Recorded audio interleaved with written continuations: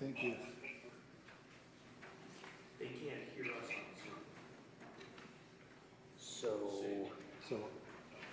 So I can't mute we the phone. can't mute here, because that, but if he mutes himself, he'll still be able to hear us through Zoom. So you can tell Brian. to Hey, mute Brian? his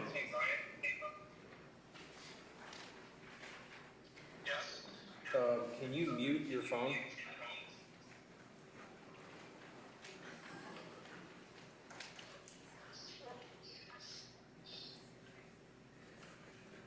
Great. And Are you then, muted now?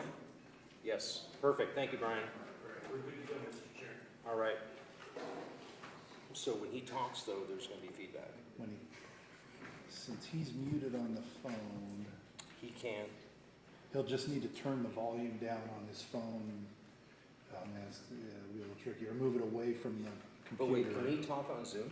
Yes, we can No, hear. he can hear us. He can No, hear us. We can hear him, he can't hear us. So the point of this is so he can hear us. Correct. So if he leaves his phone muted the whole time and then unmutes Zoom, he can talk. That's correct. I can hear you Oh, without my phone. Oh, you can. well then. So then what's the problem? Can you talk? So On Zoom? couldn't hear, so we can hang up, and if he gets cut, text me. Can you hear me?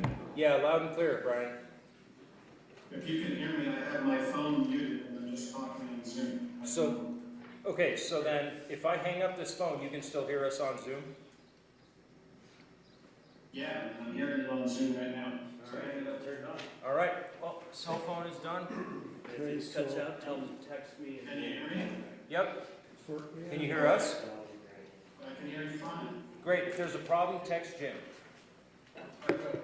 Thank you. Just so you know, when we get to the item and as a presentation, I'll let her bring on normally, and if there's a problem, then we'll pop her on the phone. Okay. Okay. Sorry about that, everybody.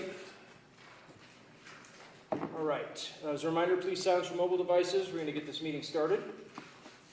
County Manager, you're good? I am, thank you. Clerk Treasurer, you're good? Commissioner Gilman, you good? I'm good. Vice Chairman, you good? All right. Good morning, everyone. Today is July 15th, 2025. It is 10:07 a.m. There's a quorum present. We're going to call this meeting to order. On to item number 2 is to convene as the Storey County Board of County Commissioners, bringing us to item number 3, which is the Pledge of Allegiance. You all join me? I pledge allegiance to the flag of the United States of America and to the republic for which it stands, one nation, under God, indivisible, with liberty and justice for all. Brings us to item number 4 today is public comment. Public comment is welcome to the beginning and end of each meeting. These comments should be limited to matters not on today's calendar agenda. Public comment is again welcomed after each item on the agenda, and those comments should be limited to the agendized topic. Public comment is limited to 3 minutes per individual, and with that said, is there any public comment in the courtroom today? Not seeing any, we're going to move right along to item number 5, which is discussion for possible action, consideration and possible approval of the agenda for July 15th, 2025 meeting. County Manager, are there any changes to today's agenda? We're going to ask that we remove item 25, FPA agreement. We're still working with the applicant. And then number 15, the nonprofit application, to be heard at another day. I'm sorry, item number 15? 15 and 25. All right, thank you. You're welcome. Commissioner Gilman, any questions or comments regarding the agenda today? None, thank you. All right, Vice Chairman? So with those 2 items, are we just removing them from this agenda, or are we continuing them to a specific date? Are we unsure of when we're going to hear them again? Yeah, if we remove them, we can put them on any future agenda. I think Perfect. it'd just be safer. Thank you. That's all. Okay, is there any public comment regarding the agenda and the items that are contained within it? Not seeing any, Vice Chairman, you prepared to make a motion? Yeah, I move to approve today's agenda with the noted removal of items 15 and 25 for future consideration. Second. There's a motion and a second. All those in favor signify by saying aye. Aye. Aye. Aye. Motion passes unanimously.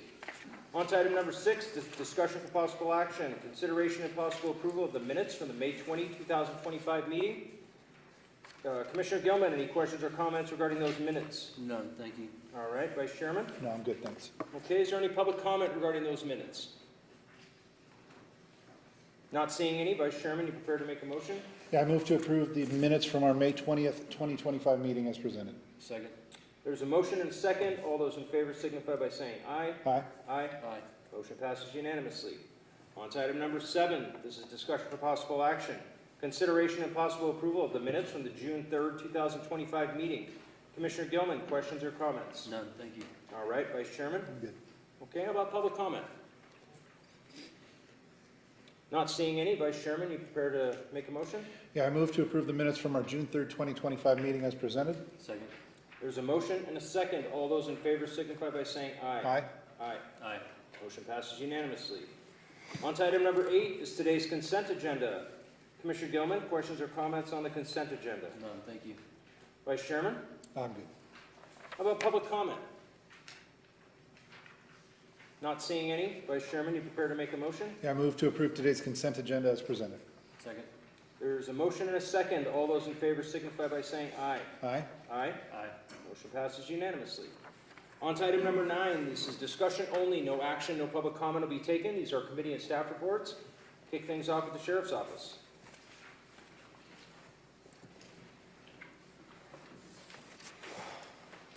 Good morning, Commissioners. Sheriff Cullen for the record. I don't have a lot. I just wanted to make myself available for any possible questions. And I do also want to thank Stacy from the the Health and Human Services and Fire Chief Longcar for their assistance recently with a case out in Gold Hill.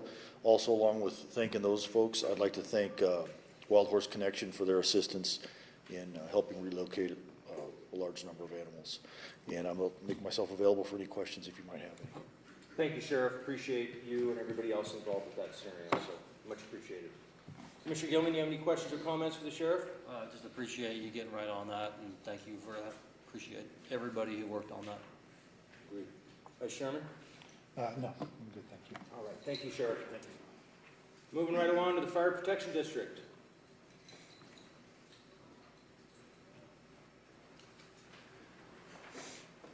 Good morning, Commissioners. Jeremy Longcar for the record. Just a couple of updates. As far as wildfire status, we'll let you know that a dozer has been sent up to Northern California. It is on the green fire right now. This was a great opportunity to get one of our new equipment operators some time, so he's serving as a trainee up there. So hopefully he'll bring him back just a better operator to protect our county. And next, we do have an engine out in Elko. Right now, we are still fully staffed and ready to respond within our area. As you've seen, wildfires are kind of breaking out all over, so I just want to remind the community, be vigilant. We're coming into that season where things are very dry and they light off really quick. Lastly, we do have some battalion chief testing that's going on this Thursday to hopefully get a list together to prepare for retirement of Shane Dixon. That will happen the first part of September. So we're kind of getting ahead of that curve right now, and I just want to put a special thanks out again to the high school. They've been great through all our testing, allowed us to use their facilities, their parking lots, and we just really appreciate it. I'll answer any questions you may have. Thank you, Chief. Commissioner Gilman, you have any questions or comments for the Chief? Chief, with all the fires and things, how dry it's going to be, a lot of people are still going out shooting on BLM. Is there a website they can go to find out what tools they need to have with them when they go out to do shooting or anything like that? There are several resources. I know the state puts out a lot of public education stuff. Living with Fire with University of Nevada, Reno also puts out a lot of really good information for homeowners, for recreational activities. But as well, that's something we ought to explore for our own website as well, just to bring up some of that stuff. I know shooting down, especially 6 Mile Canyon, is very popular, and you see the burn scars down there. So we know the results of that too, those people not being prepared. So those are a couple good resources right off the get-go as Nevada Division of Forestry and Living with Fire, but we'll start exploring some options for our website as well. Great, thank you. Vice Chairman? Good, thanks. All right. Not to double up on Commissioner Gilman's question, we don't have a no shooting policy in place, right? 'Cause That is correct. But it's really important for people to remember that if you go out and you start a fire, you can be on the hook financially to pay for that fire. These fires can range from millions and millions of dollars. So it is to your best interest that you take all fire precautions very seriously and be prepared. Again, we do see these fires down there on a regular basis. So We don't have anything that restricts them actually going out and shooting. On public land is public land, they can go out and shoot, but if they light a fire, they can be on the hook for that. All right, not to complicate things during this time, but obviously in the Highlands, it's private property. It's the old Castle Peak mine, which the owners aren't around. Is there, not to get the sheriff involved, but is there any enforcement we can do on that regarding fire danger or no? And I would probably defer to the sheriff's office for that question, just because it's shooting related. If it's recreational fire restrictions are in effect right now. They started in May. So there is no recreational fires out in the Highlands, and we try to get that message out all the time. It is one of the state's largest WUI areas, and it is extremely dry, but I would defer to the sheriff for any shooting, because I know there's congested areas where shooting is restricted. Okay. I'll check in with you after the meeting, or if you want to come up now, either way, if you don't mind, sorry. Had a couple folks reach out about Castle Peak. Yes, no shooting. And we're going to be patrolling for the Sheriff Cullen for the record. So, Awesome, thank yes. you. I will pass that on. All right, thanks. And it is private property. We do get calls often for trespassers regarding shooting. Okay, So, yes, thanks. appreciate it, Sheriff. All right, thank you for the update, Chief. All right, thank you. Thanks. Moving right along to Public Works.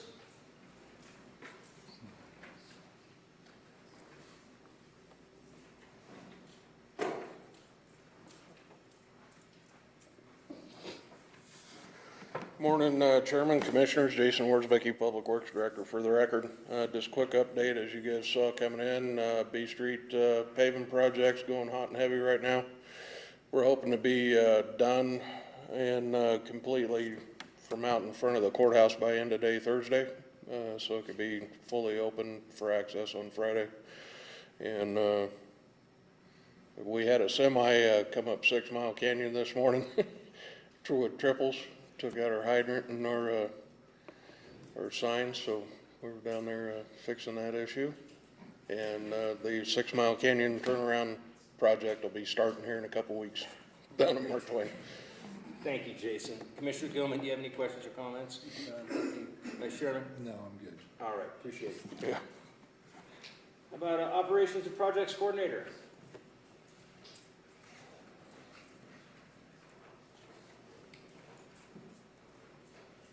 Thank you, Mr. Chairman. Mike Northen, Operations Projects Coordinator. We'll start off with Lockwood Senior Center. We are nearing 90% completion on that project. Interior finishes are getting close to completion. Floor sealing, floor finishes are underway right now. Landscaping and irrigation is about 95% complete. The sod and the rock mulch have been placed, and the building is really starting to come together. There'll be some, this is a reminder, we're going to see some closures of Perry Ranch Road from July 28 to August 1st. This is to allow us to pave the section of Perry Ranch Road in front of the facility where we cut in all the new utilities. Number two is the Mark Twain Vehicle Storage Building is currently out to bid. There are 7 or so plan holders. We had a great turnout for the job walk. Bids will be received a week from now on July 22. The TRI restroom remodel, we received bids for this project on July 10. We had 3 responses. Bid amounts were tightly grouped around the project estimate of $250,000. All 3 respondent contractors are qualified, respected companies. Bids are being reviewed and vetted, and staff will have recommendations at the next BoCC meeting on August 5. Last item is just several more projects will be going out to bid here soon, including the Fairgrounds Improvements Projects, the Water Tank Maintenance Contract, and several more will be going into design in the next couple of months. And with that, I'll be happy to take any questions. Thank you for that update, Mike. Commissioner Gilman, questions or comments for Mike? No, thank you. Vice Chairman? All right, thank you. Thank you, sirs. How about our Business Development Director? Nothing until my agenda. You? Planning Department? Nothing today, thank you. All right. How about our Admin Officer? Nothing yet, sir. Emergency Management? You? How about the BCTC?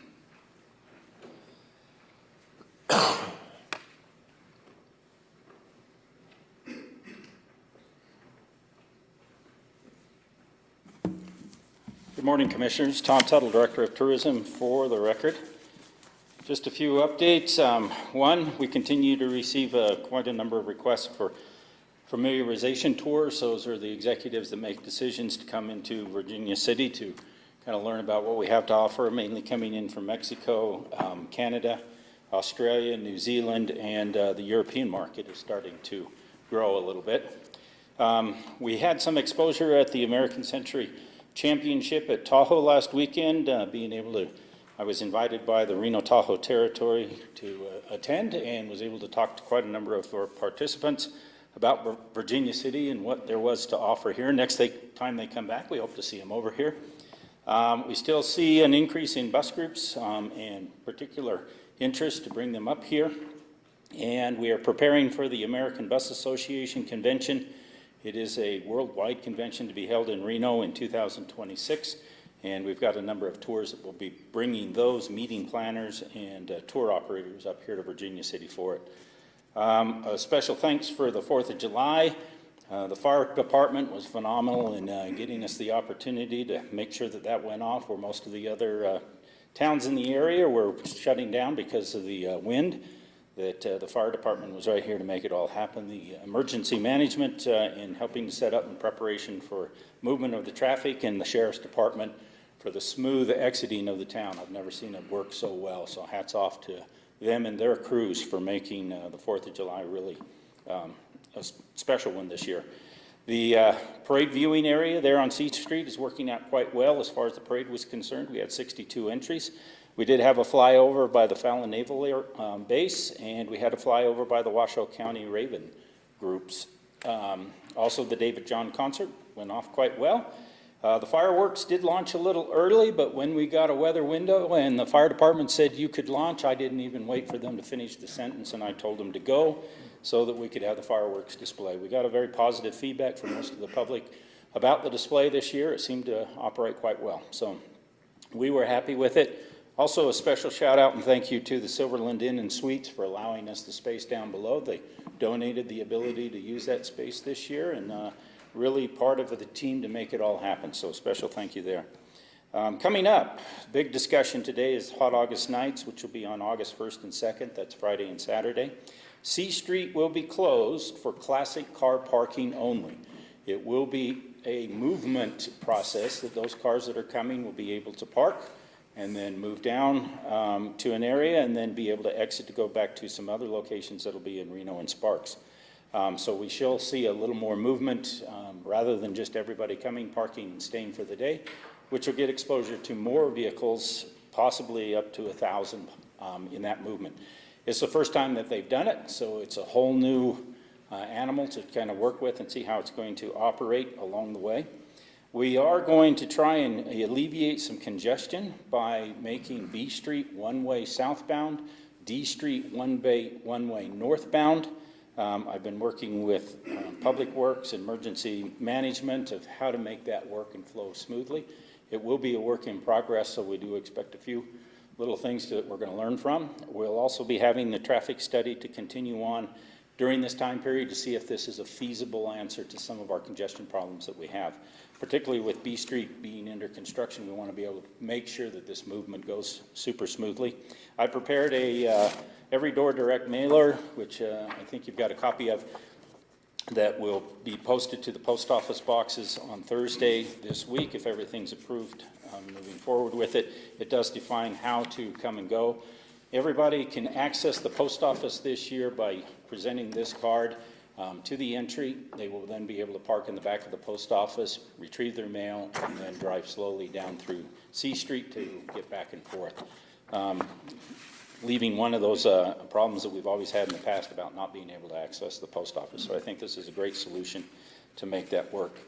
Other few things coming up, we have the Great Country Craft Fair, which will be mid-August. We have the Motorcycle Rodeo, which will be the 27th, 28th, and then we have camel races. I want to remind you that tickets are available for the Friday night show at the Visitor Center for $10. We are just about sold out. Saturday is pretty much completely sold out. We do have a few special places here and there, so if you're interested in tickets, please contact us and we'll certainly do what we can. Don't forget the Camel Hump, which will be at 12 o'clock noon on the 6th. That's Saturday. We will bring a couple of the camels up, take a walk down C Street, visit a few of the saloons, and great opportunity for pictures and things. That's my report. A lot going on. I'm open to questions. Thank you for that report, Todd. Commissioner Gilman, questions or comments? No, thank you. Vice Chairman? All right, again, appreciate it, Todd. Thank you. Is the comptroller in the house? No.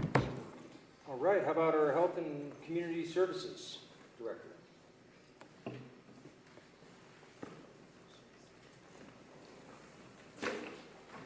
Good morning, Stacy York for the record. We have a lot of events going on at the Virginia City Senior Center next week, starting on Tuesday, July 22nd at 12:30. We're doing a scam presentation. A lot of our seniors recently have been scammed out of some money, so we're trying to raise awareness around what a scam looks like and how to prevent it. The following day is Battle of the Badges Blood Drive, July 23rd from 10 to 3. Vote for your favorite, either fire or sheriff. It's a friendly competition. You can vote for my department too. Usually I'm the only one who does. The next day is a Narcan presentation. With fentanyl being as rampant as it is, how to use Narcan is important to know that in case one of your loved ones, a stranger in the street, gets something laced. Narcan can save their lives. So we'll do a presentation on that as well as passing out Narcan. We are starting the hiring process for our Lockwood Community Center. We have 2 full-time positions available as well as a part-time position. And as things heat up, we once again have vans available at all sites for any seniors that are in need of beating the heat. And that is it. Thank you for that update, Stacy. Commissioner Gilman, questions or comments? No, thank you. Vice Chairman? No, thank you. Stacy, real quick, is there a date set for the grand opening down there in Lockwood? Yeah, it's looking at the end of October. End of October. I can't remember it off the top of my head, though. No problem. Thank you very much for that update. Moving on to the Recorder's Office. IT Department.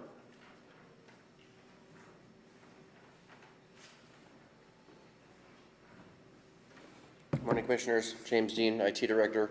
2 project updates. The camera upgrades at the jail are complete, and the access control project at Public Works is also complete.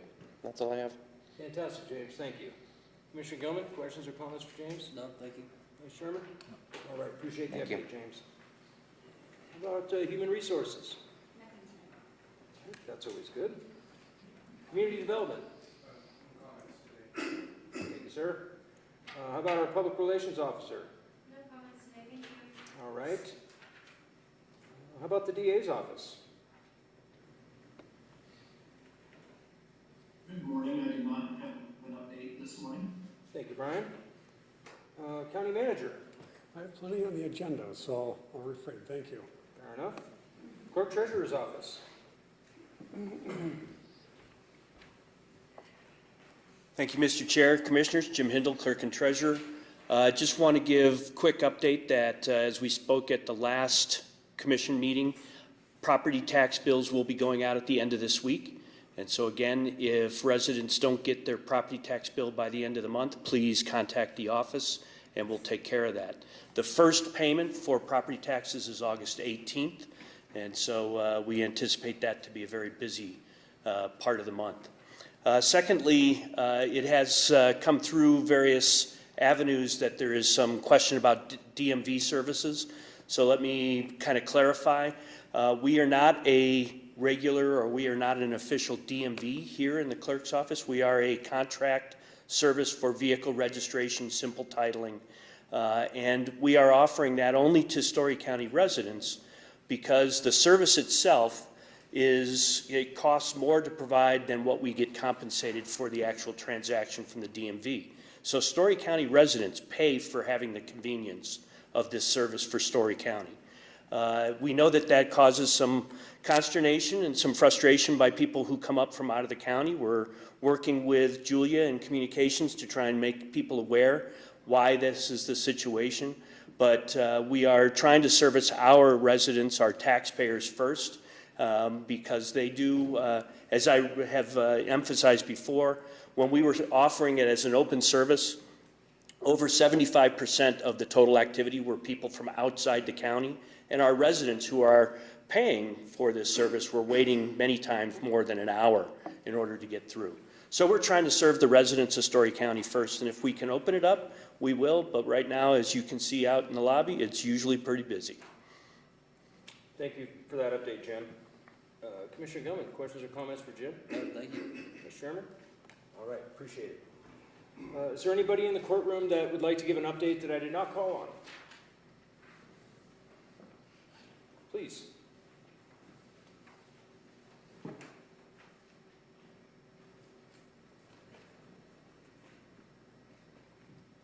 Eric Schoen with Community Chest, for the record. Good to see you. Just a couple of quick updates. A reminder that our medical clinic the day has moved from Monday to Thursday for face-to-face services. So if folks want to see a live person, make sure to come to the community center on East Carson Street on Thursdays. That's so that we have fewer closures on the Monday holiday days. So hopefully there will be more access because of that. And then also, we are accepting applications for the Early Childhood Education Storey County Resident Support Grant, which is only open for Storey County residents who have kiddos who are enrolled in licensed childcare, whether it's with Community Chest or an off-the-hill provider. We have the ability, because of Storey County, to help provide some help with the cost of early childhood education because it's so expensive. So if folks are interested, who are Storey County residents, families who would like to have some assistance with that, please don't be shy in reaching out to us to fill out an application. Thank you for your update, Eric. Always good news. Commissioner Gilman, questions or comments for Eric? No, thank you. Mr. Chairman? No, thank you for that. All right, appreciate Okay. it. Yeah. One more time, anybody else that I missed? All right, thank you to everybody for those updates. Lots of good news coming out of Storey County. Moving right along to item number 10 is board comment. I'm going to start to my far left. Commissioner Gilman, do you have anything today? None, thank you. All right, Vice Chairman? I don't have any specific comment, thank you. Okay. I only have two comments today, and that is that we've had two Storey County residents pass away in the last week. I'm going to list both their names off. If we can just have a moment of silence for both those folks. Dennis Hoffman down in Mark Twain, longtime resident, and longtime VC resident Lee Mailer has passed away. So if we can just have a moment of silence for both those.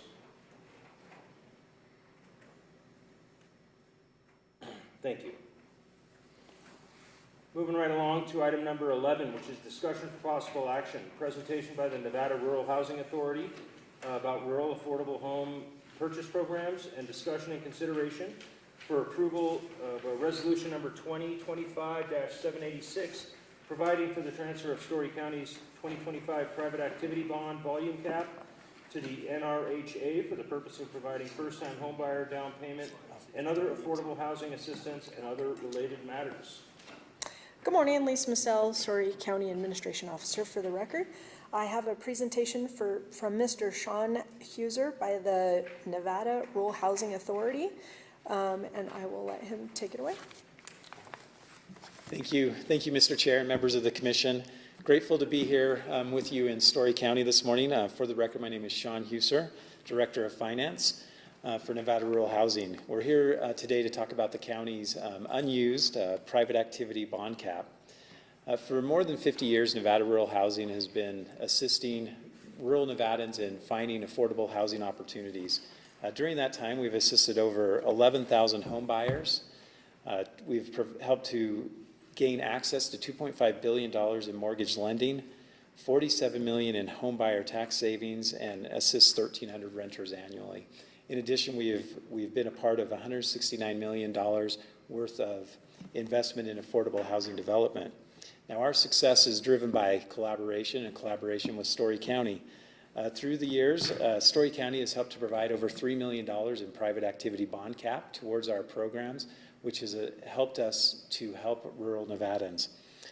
Specifically, in this past year, 9 home buyers from Storey County, we were able to assist 9 different home buyers with $3.4 million worth of mortgages. We hope that will increase this year. We hope that the market will be more favorable and be able to help those home buyers be able to afford homes. Last year, when I met with you, we were excited to talk about Launchpad. Launchpad was our first bond project in over 15 years. That was provided directly through private activity bond funds. With those $25 million, we were able to provide $25 million worth of mortgages to 80 families throughout rural Nevada. And we are excited to say that we also have entered into a partnership with the Nevada Housing Division to be able to continue that Launchpad program, and we currently have about $25 million that's available. And so I have with me some items I'll give to Lisa. We'd hope that you'd be able to give those out as you hear of people who are looking for home loans, that we can be able to help them and support them, because it really comes a lot, we do a lot with our marketing, but it also really benefits with word of mouth from trusted officials as they hear of these different opportunities to be able to share with others and to be able to have them come our way. We are hopeful that interest rates will drop, will make it possible for even more people to be able to afford homes. With that, I'd be happy to answer. Oh, one last thing. Since 2006, we've assisted with $31.2 million, I believe, is what it said in the packet, specifically with mortgages in Storey County. With that, I'd be happy to answer any questions you may have. Great, thank you for that presentation. Commissioner Gilman, do you have any questions or comments? None, thank you. Vice Chairman? I don't have any questions. All right. Thank you, Sean. Is there any public comment? Not seeing any. Vice Chairman, you prepared to make a motion? I am.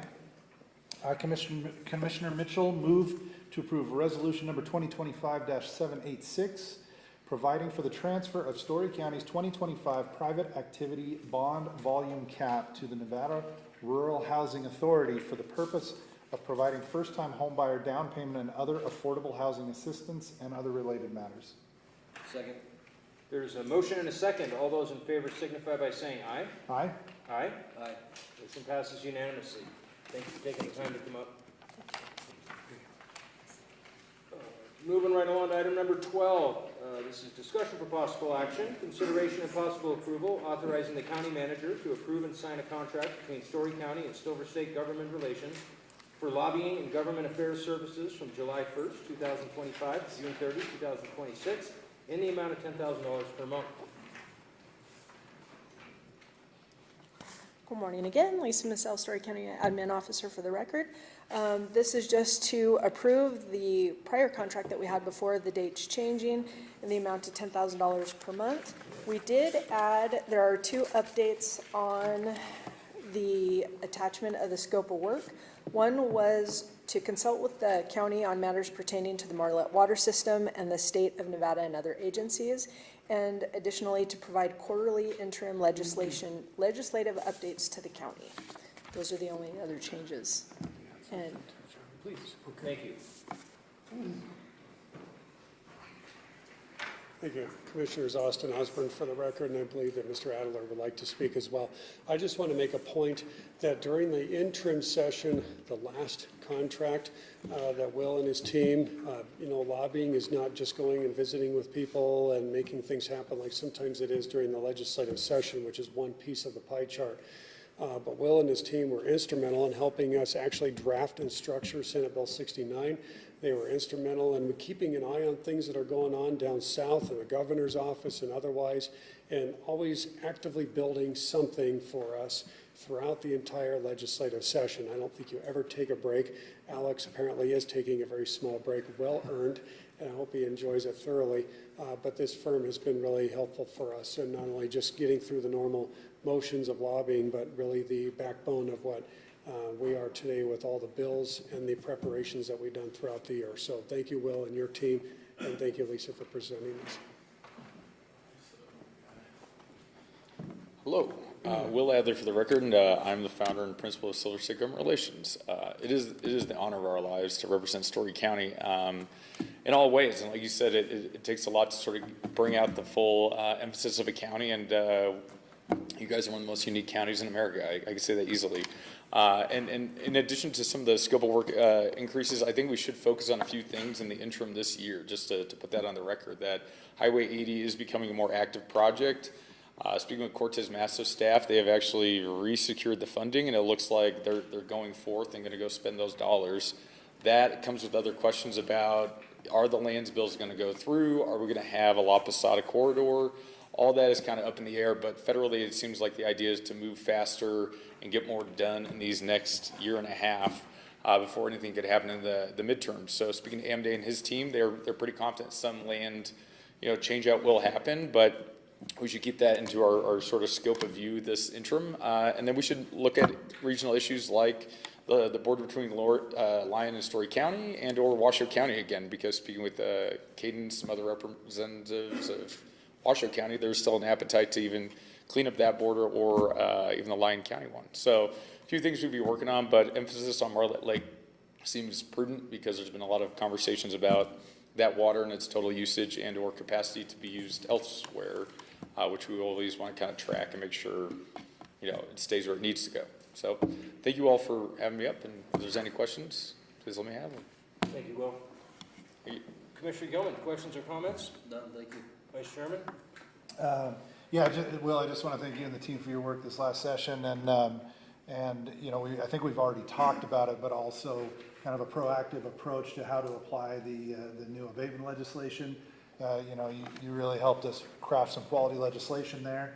We call you the master abater in that regard. So if you can help us maybe get out in front of that, so that when we work with Go Ahead in future, we'll be ready to go. Yes, Will out there for the record. On that note, I've spoken with one Stephen Wood and met with Tom Burns briefly. They actually are taking our lead on this front. We're going to have a few follow-up meetings to come. And thank you for the new title. Appreciate it. Yep. Thank you, Will, for your team, as well as our entire lobby team. But we'll do our best not to make you too many enemies down there next legislative season. All right. Is there any public comment? Not seeing any. Vice Chairman, you prepared to make a motion? I am. I, Commissioner Mitchell, move to authorize the county manager to approve and sign a contract between Storey County and Silver State Government Relations for lobbying and government affairs services from July 1st, 2025 to June 30th, 2026 in the amount of $10,000 per month. Second. There's a motion and a second. All those in favor signify by saying aye. Aye. Aye. Aye. Motion passes unanimously. Thank you, Lisa, Will, Austin. Appreciate it. Moving right along to item number 13. This is discussion for possible action. Consideration for approval to convey and modify existing parcel boundaries through a boundary line adjustment process associated with land owned by Storey County and the Storey County School District. The boundary line adjustment will aid and facilitate the Storey County School District's consolidation of grades K through 12 at one campus. This request is for Storey County to sign the record of survey to support a boundary line adjustment map and associated documents that will convey land to the Storey County School District and modify existing parcel boundaries. Kathy. Thank you. Yes, so this is a boundary line adjustment, as you said, between the school district and Storey County. Typically, boundary line adjustments don't come to the board. This is before you because Storey County is one of the property owners. This has 3 existing parcels of land, and when we're finished, if this is approved, there'll still be 3 parcels of land that are associated with it. This is to facilitate their school campus additions that their school district is doing. And the land that Storey County has here is land that we acquired through the Lands Act bill, the 2018 Lands Act bill. So staff is recommending, we've worked with the school district and their team of developers and contractors and their surveyor, and this is the configuration that everybody was satisfied with. The one thing to point out is we are keeping a parcel of land that's associated with the existing transfer station. As many of you may know, we're having a hard time finding an easy place to put in, relocate that transfer station. At some point in the future, if we do find another place to do that, the school district has indicated they would like to acquire that parcel of land also. It makes sense kind of how their layout is. Staff is not opposed, or Storey County staff are not opposed to doing that, but right now we need to hold on to that till we can find that other location. All right. Thank you, Kathy. Commissioner Gilman, questions or comments? None, thank you. Vice Chairman? No. All right. Is there any public comment?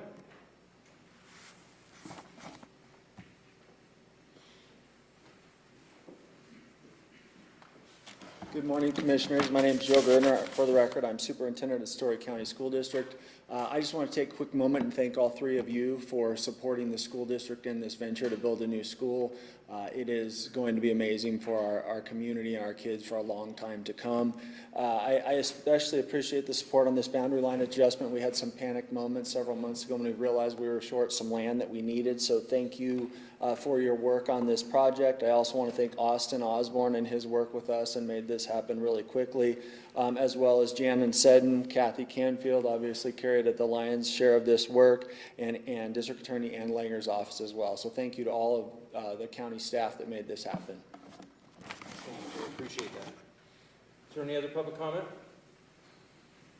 All right, not seeing any. Vice Chairman, you prepared to make a motion? I am.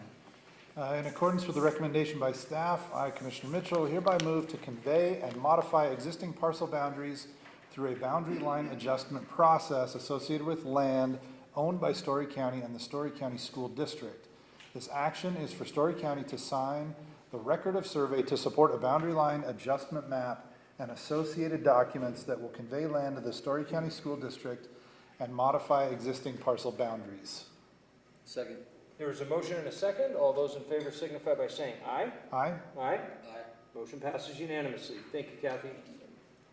Moving right along to item number 14 is discussion for possible action. Consideration and possible approval of a no-cost lease agreement between Storey County and Community Chest for CCI to utilize office space for domestic violence counseling, resources, therapy sessions, and collaboration for the time period of July 1st, 2025 to June 30, 2027. Stacy? Good morning, Stacy York for the record.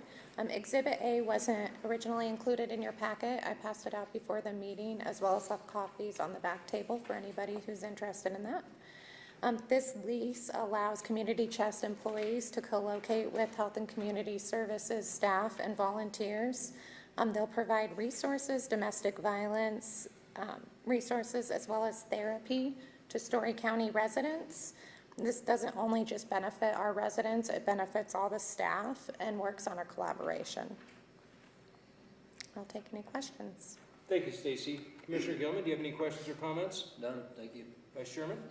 Stacy, is this office currently in use? Is there a need for realignment, or is this kind of unused space or underutilized space? Underutilized space. Thank you. Stacy, the only question I have is just for information to get out to Mark Twain folks. It says July 1st.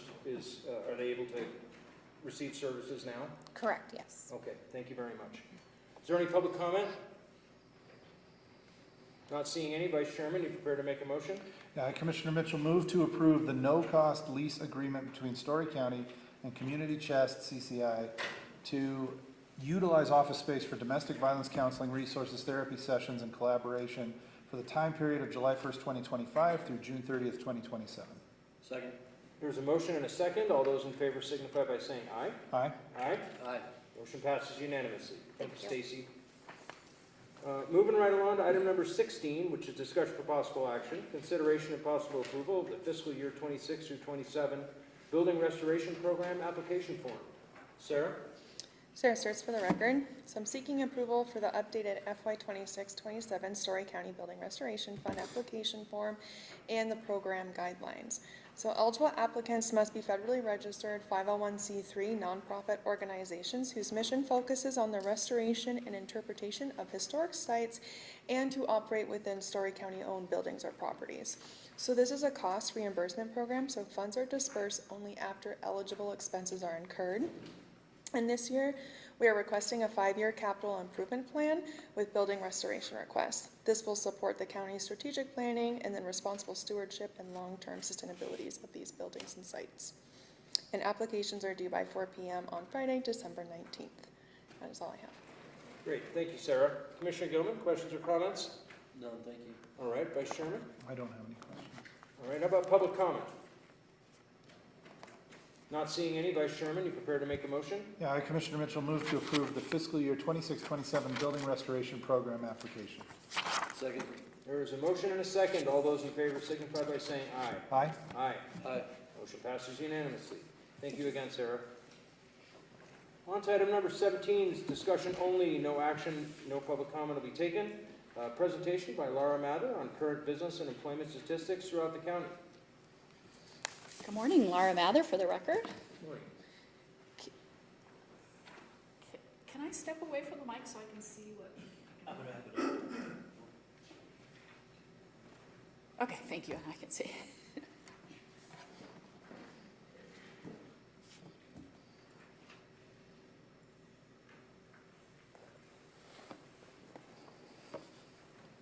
All right, thank you.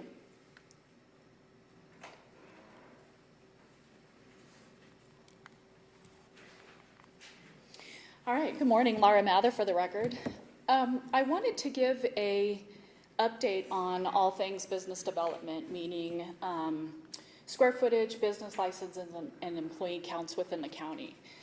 I started by naming this the Storey County Business Development Presentation, but that is not accurate at all. It is totally Team Storey County. It takes a village or Storey County to make these kind of numbers happen.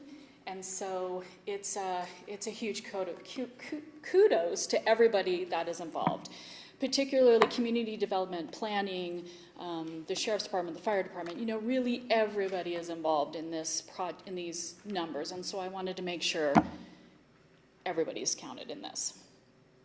A couple important things to keep in mind as I'm going through this. This information is taken from business licenses.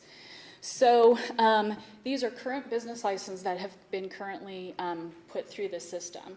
There is a lot of stuff that happens, particularly out in the industrial center, before a business license is even issued.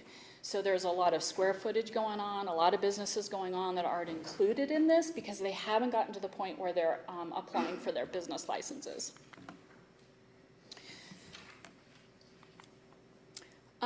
So the total number of businesses in the Tri-Center and McCarran are 184.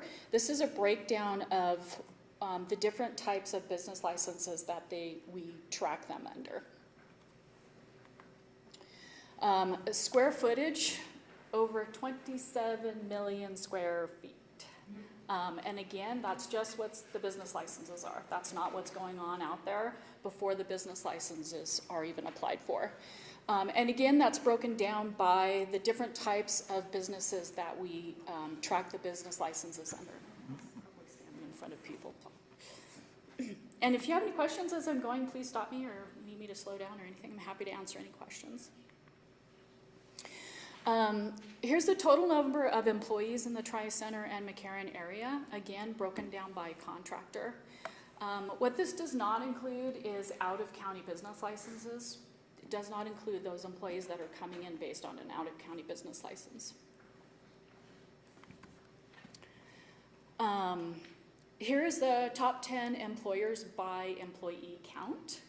A couple of things to mention about that. Some of these employers have multiple business licenses, meaning a company like Panasonic. This is Panasonic Procurement, Panasonic Energy, and Panasonic Corporations. They're technically all different businesses, but they are under the same umbrella of Panasonic, and so that's why I added them all together.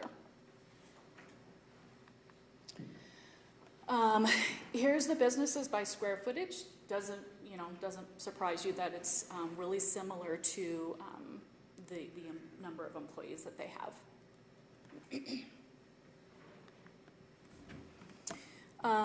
Again, in the last county commissioners meeting, I mentioned our out-of-county businesses, but here's a breakdown of the out-of-county businesses. This is for the entirety of Storey County. So this is out-of-county businesses for the whole county, not just the industrial center. A couple of things to point out. Within the out-of-county business license is a subcategory of out-of-county business licenses. So that 537 out-of-county subcategory are businesses that don't fall into those other categories. So that would be like pest control, linen services, food delivery, those kind of things. Those are put into that out-of-county category.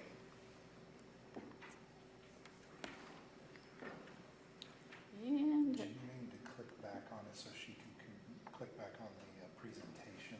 thank you.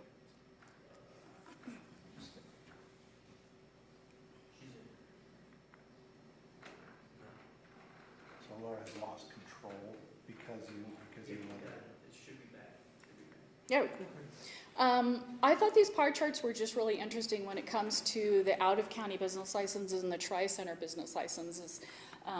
Obviously, most of the out-of-county business license that we currently have are contractors. So I thought that was kind of an interesting comparison of what the different types are, whether it's in the Tri-Center or outside of the Tri-Center.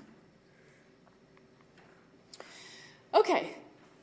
I wasn't sure really what to call the rest of the county. That sounds so not important to just say businesses outside. That the Tri-Center and McCarran certainly are not our total focus. We love all businesses, no matter where they're located. So here's an overview of the number of the businesses and the various locations that they are within the rest of the county.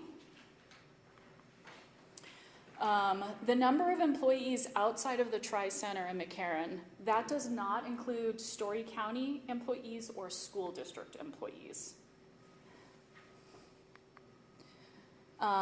These are the various businesses that we have outside of that, the Tri-Center and McCarran, as far as the types of businesses that we have. And then adding up everything, we have our total number of employees and our total square footages for the entire county. Again, not including Storey County staff or school district staff. And I'm happy to answer any questions. Thank you for that wonderful presentation, Laura. Very informative. Commissioner Gilman, questions, comments? Laura, with all the businesses coming into TRI, are we still able to adhere to the 7-day grading permit, 30-day building permits, and who's tracking that? We are. So every 2 weeks, we have a team that meets and goes over every single application and project. So that's County Manager Osborne, the Fire Department, Planning, Community Development, and myself, and Public Works. We all meet every 2 weeks. The Fire Department with all of their permits and Community Development with all of their permits. They come in, they have spreadsheets, and we go over every single one. If there's a problem that's been identified, we go over that problem and we find a solution for it. So to answer your question, absolutely, we are abiding by those numbers. Great, thank you. Vice Chairman? I don't have any questions, thank you. All right. Again, thank you for that information. Great presentation. Thank you. Thank you. All right, moving right along to item number 18 is to recess, convene as the Storey County Fire Protection District Board. Bringing us to item number 19, which is discussion for possible action. Consideration and possible approval for the authorization to pursue an agreement with Global Medical Response, Reach Air Medical Services, to station a helicopter in Storey County for medevac and firefighting purposes. Chief. Good morning again, Commissioners. Jeremy Longcar for the record. I have representatives here from REACH, and I'll go ahead and let them introduce themselves and kind of give you the board a broad overview of the service they provide and kind of what we're looking at. Good morning, Mr. Chair, County Commissioners. Stacy Ingram, Regional Director for Reach Air Medical Services. Thank you for the ability to come speak with you this morning.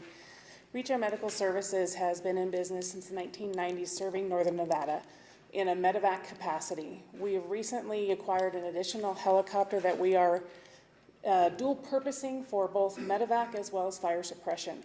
This helicopter is currently being retrofit up in Boise, Idaho. We'll be back tomorrow. We will be putting into full function in the next 3 weeks, serving all of Reno, Sparks, Storey County up into Pershing. With that helicopter, we're proposing relocating somewhere in Storey County in the next couple of years. We're currently located at the Reno Tahoe Airport. It is taking us way too long to lift off to the Reno Tahoe Airport because of all the tower parameters that we have to abide by. We are going to relocate to Spark Station 5, which is out on Vista, which is right on the cusp of Washoe County and Storey County. That'll be a short-term solution in order to increase the ability to get to the other counties quickly. On the helicopter itself, currently we have a registered nurse, registered paramedic, both with higher certifications in flight paramedicine and flight nursing, as well as a pilot who is well-versed both in medevac and fire suppression. We do undergo extensive amount of training, both in person with bucket drops, also with computer work, hands-on skills, in order to maintain the highest caliber of quality care. What we're proposing for Storey County is the ability to come in and work with Storey County in a partnership capacity with this helicopter to provide your community with the additional medevac services that you currently do not have independently, but also to provide with a fire suppression capability. This is the only aircraft located in northern Nevada that has the dual purpose capability, so we are really looking forward to highlighting its opportunities here. Outside of that, the helicopter itself can participate in additional search and assist. We don't do search and rescue. However, if the patient were to turn into a situation where we needed to evacuate the patient due to injuries, we work cooperatively both with the Sheriff's Office and the Fire Department to do so. We can do aerial suppression, so anytime the Fire Department says, hey, I need you to go to this lat and long to potentially kind of help us size up the location of that fire, we can absolutely do that as well. Same thing with the fire suppression piece, sizing up the fire, but getting direction from the Fire Department as far as what they're looking for from us. Are you looking for, just the eyes on the fire or bucket drops? We'd like to be available as soon as possible. We do staff this 24/7, 365. The only downtime that we ever have is should the aircraft have a maintenance issue that, we have to address for safety, reasons. Benefits to the community, I think I kind of gave you a brief oversight, but the biggest picture is we are not asking for any type of funding from the county whatsoever. The aircraft and the liability fall directly on Reach Air Medical Services, and what we ask for is just the utilization of this ship. So if there's any questions, I'd be happy to entertain them. Thank you. Fire Commissioner Gilman, questions, comments? No, not at this time. Vice Chairman? Excuse me, Fire Commissioner Mitchell? Oh, yeah, thank you. Got that. Should have a physical hat to put on. I agree. Keep track of which hat we're wearing. Comments? Yeah. Stacy, thank you for that overview. And I really, it sounds like we're somewhat preliminary in kind of finalizing an agreement. Have you identified a part of the county that makes sense to site this aircraft? Generally, I'm not talking specific lot, but kind of what are you envisioning? Commissioners, Jeremy Longcart for the record. I'll kind of jump in at this point. Originally we really wanted a quick, easy fix for Reach and to get that benefit to the county as soon as possible. We were exploring just the backside parking lot of Station 75. And just through some of the limitations that site has, we've almost kind of just taken a little pause. We want to seek, obviously, some board direction. That's why we're bringing it to the board now. But now it's more turned to let's plan this out kind of more long-term. It could happen sooner than later, but just based off of what we can provide for infrastructure, security, housing. It's kind of taking that little breather for a moment and going, okay, let's align this and let's plan more toward the future, but very near future as well. So if Stacey would like to comment more on that. And rationale for placing the helicopter currently at Station 5 at Sparks is just the location. And it'll take our launch times down to less than 8 minutes, which is a flight time of 5 minutes from there to you. Long-term, short-term, long-term, however you want to look at that. The opportunity to potentially put the helicopter at your new location, the new fire location, would be amazing because it's kind of smack dab right in the middle of the USA Parkway, and we can co-locate, not necessarily in the building, but with the fire department allowing us, vast training opportunities as well. Plus the security is heightened there for us, which is important when you're dropping a $5 million helicopter in the middle of town. Absolutely, absolutely. Great, thank you. I don't know if it counts as any sort of conflict, but I will disclose that I DJ'd a couple of Christmas parties and awards for Reach at their Reach One facility in Santa Rosa about 20 years ago, so a little bit of connection. Are you still hireable? You may be surprised to learn the commissioner's salary doesn't quite pay all the bills, so I do DJ from time to time, but it's not my main focus. All right, thank you for that, Vice Chairman. I was privy to the initial meeting. I think it's a fantastic program for us. I hope we can button this thing up. I think it's, again, a great service we can offer folks for literally no money out of our pocket. So with that said, is there any public comment? Not seeing any, Fire Commissioner Mitchell, you prepared to make a motion at this time? Yeah, I, Fire Commissioner Mitchell, move to approve the fire district's pursuit of a partnership with Global Medical Response, or REACH, to facilitate helicopter operations in Storey County, including medical evacuation and wildland firefighting capabilities. Staff is authorized to identify a secure location for aircraft placement and return to the board with a final contract for review and possible approval. Second. All right, there's a motion and a second. All those in favor signify by saying aye. Aye. Aye. Aye. Motion passes unanimously. Thank you for taking the time to come up. Moving right along, on to item number 20, discussion for possible action, consideration and possible approval to approve awarding a professional services contract to SWCA Environmental Consultants to update the Storey County Fire Protection District's Community Wildfire Protection Plan for an amount not to exceed $185,500.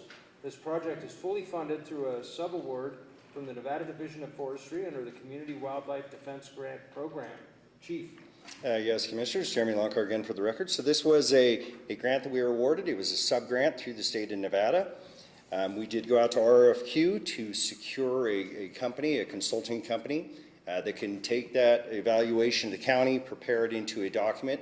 That document is a shared plan between us and the county. We will work closely with emergency management on that. However, we had multiple respondents. Through reviewing those, SWCA Environmental Consultants provided the best product in our opinions. It was very user-friendly. They even make a condensed version that's easier for the community to understand. So this is required. Our current plan is expiring, and in order to be eligible for future federal funding, we do need to update this plan. So again, this is under grant funding, and as far as the scope of work and all the other details contained within, this is all guided under the grant. So this is meeting that obligation of the grant.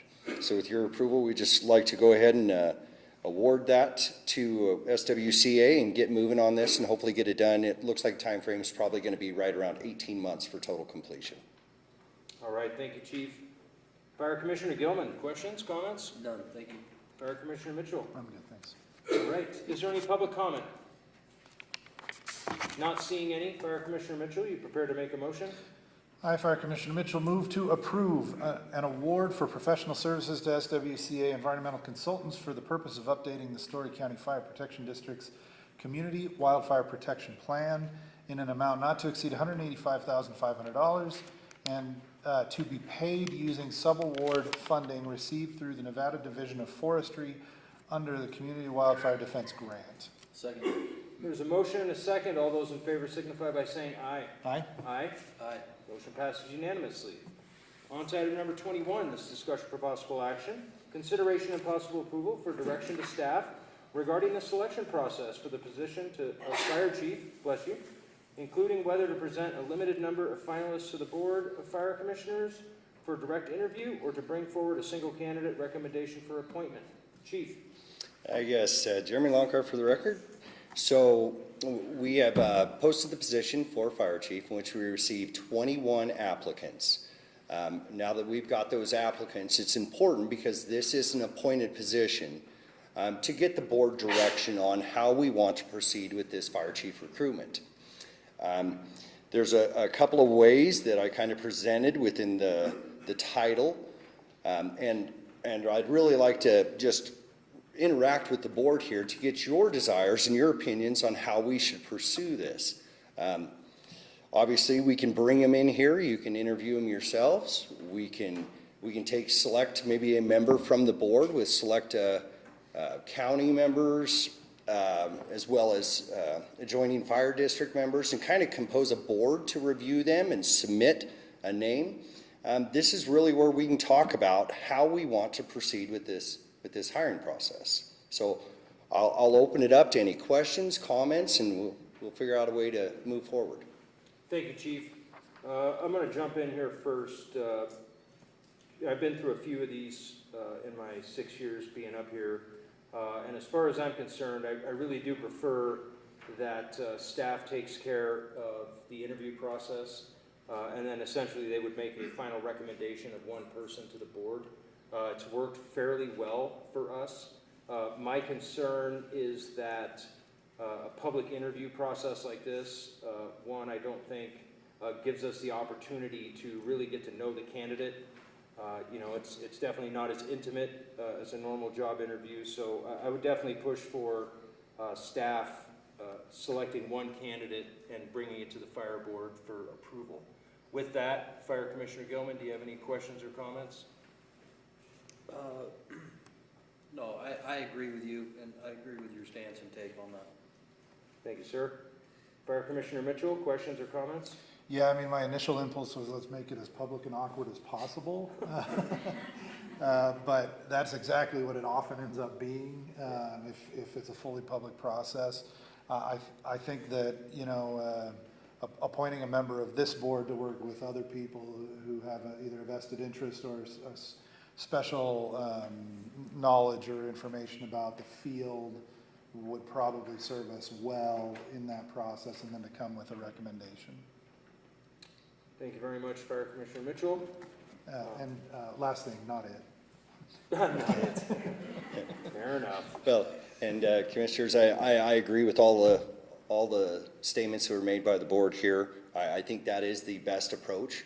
And obviously in this, I want the board really diverse. We got to look at some of our internal and external stakeholders and put together, in my opinion, a fairly large board that's going to look at this candidate from all different directions. Storey County hasn't had a lot of fire chiefs. I would hope that, you know, we're able to secure another good one and continue with the progress the fire district's gone through. So I support it and I stand behind just providing one applicant with staff recommendations. Wonderful. Is there any public comment on this item? Not seeing any. I'm going to reach out to our legal counsel at this point. Would you prefer us to be specific at this point, Brian, as far as who we would like to be on that interview panel? Do we need to call out? If you would like to, sorry, I got a little feedback there, so I paused for a second. If the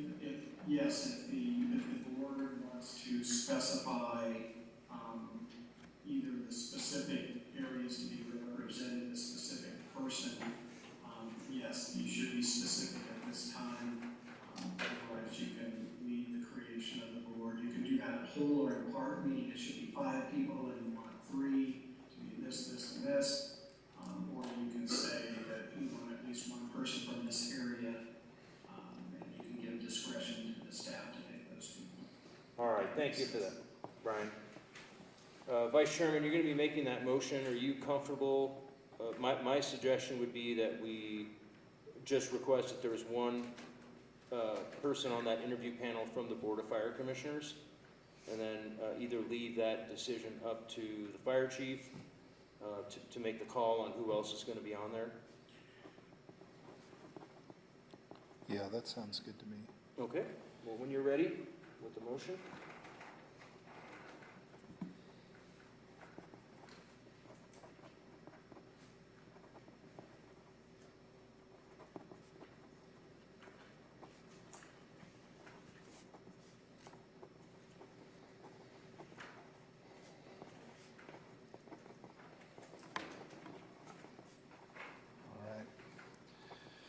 I, Fire Commissioner Mitchell, move to direct district staff to proceed with the fire chief selection process by creating an interview panel that includes a representative from this board and empower the fire chief and that board representative to select a diverse and broad group of stakeholders to fill out the rest of that panel.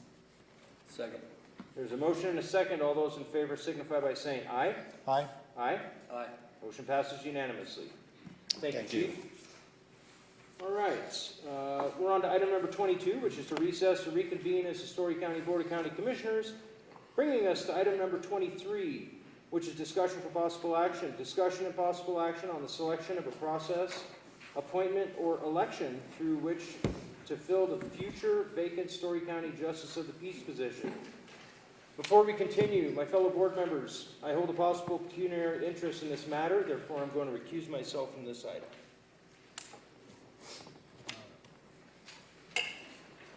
pass that Thor's hammer over here. And, 2 hands. whoa.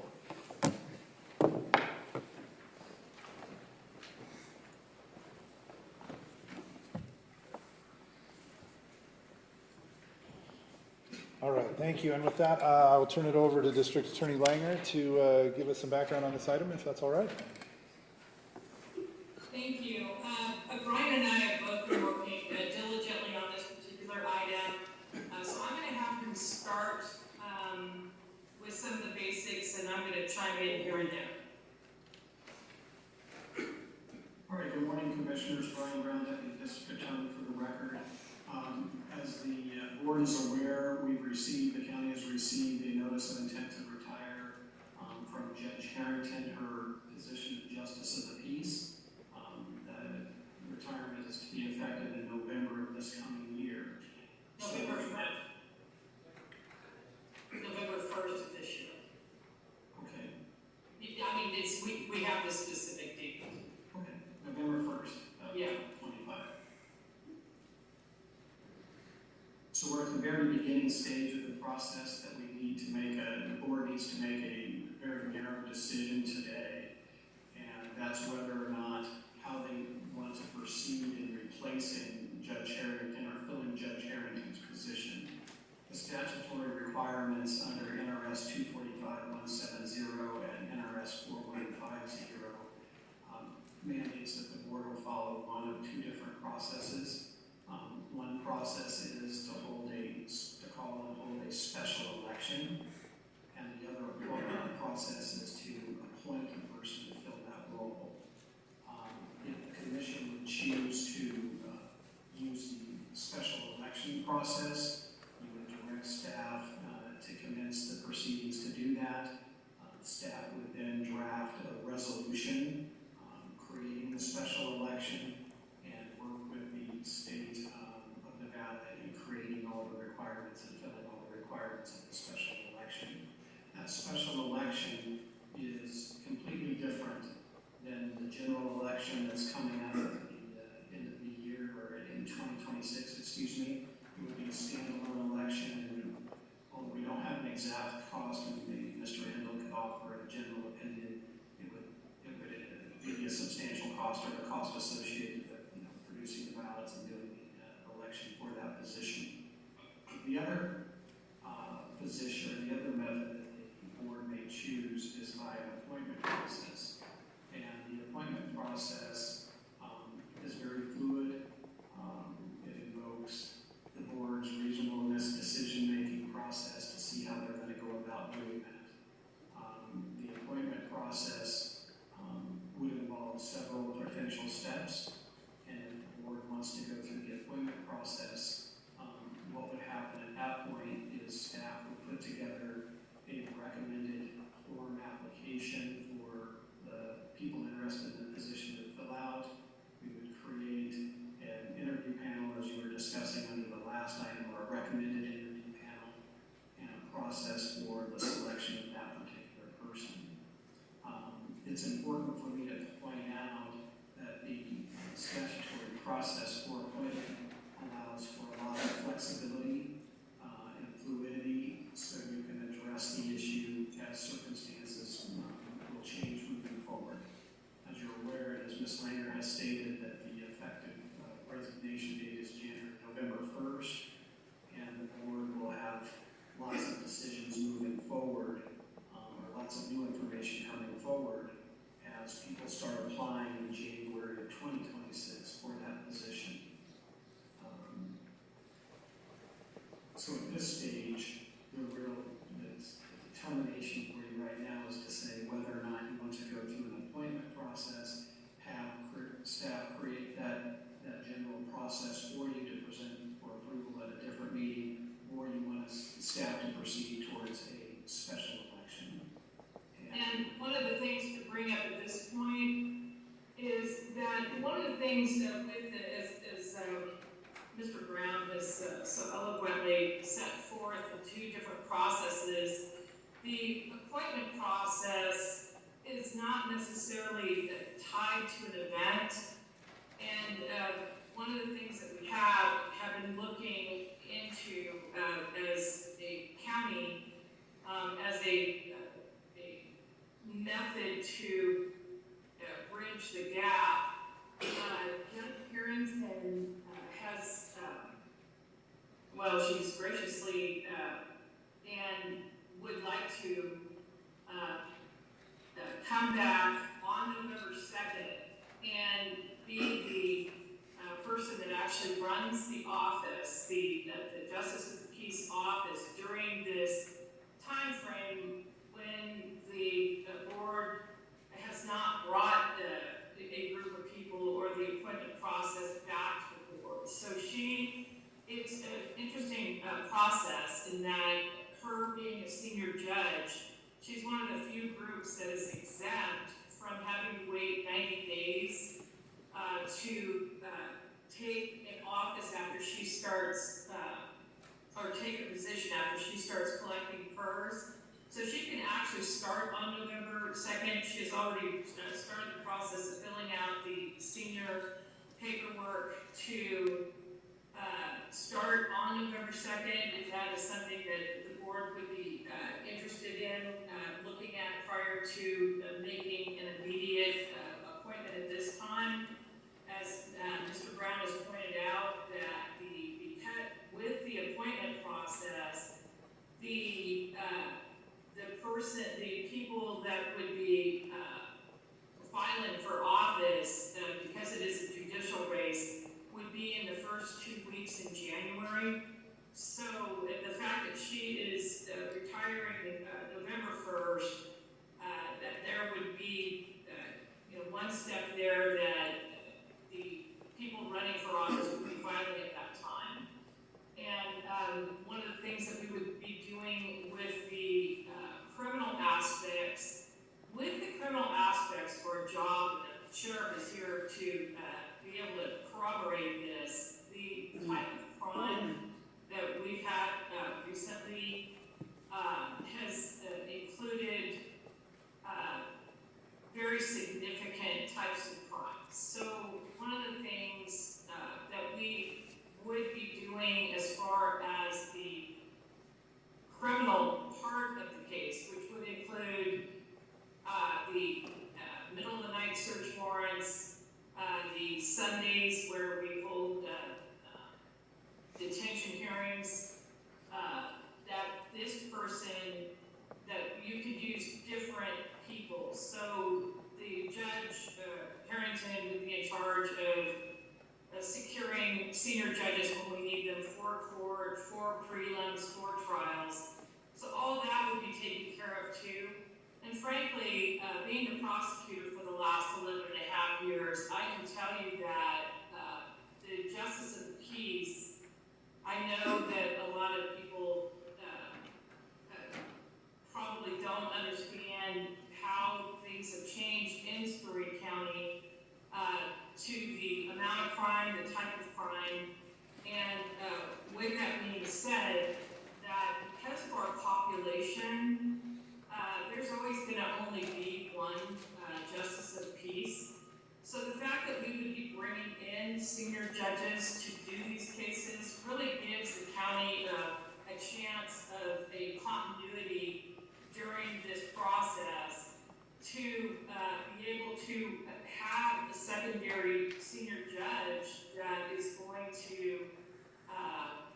that will be able to take over certain cases when the caseload, is just crazy. So it's not like we're going to have one senior judge who's doing criminal, that the judge, Harrington, would be willing to start on November 2nd during this process, during this temporary process, how long it takes if you choose the appointment route, and manage the office, and then be able to secure other senior judges to help with the criminal calendar, the after-hour search warrants, and the Sunday court. Austin, did you have anything to add to that? Thank you, Ann. I'm going to ask the commissioners if they would like to speak. Thanks.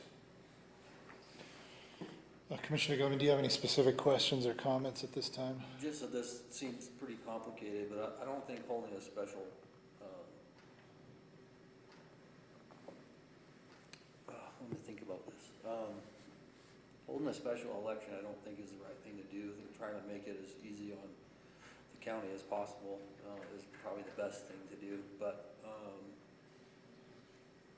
if we can figure out how to make this work with Judge Carrington in the seat while we wait for the election to come up, I think is the best for the county. But that's just my preliminary thoughts. It's a very complicated issue. Absolutely, absolutely. And certainly I'll make sure if you have other opportunity to, as we talk through it. I have a couple of questions just to make sure that I fully understand kind of the parameters and what we're dealing with here. I just want to confirm, first of all, that I know that for a lot of county level officials, if there needs to be an appointment made to replace for whatever reason, that power is given to, at the state level, is given to the governor.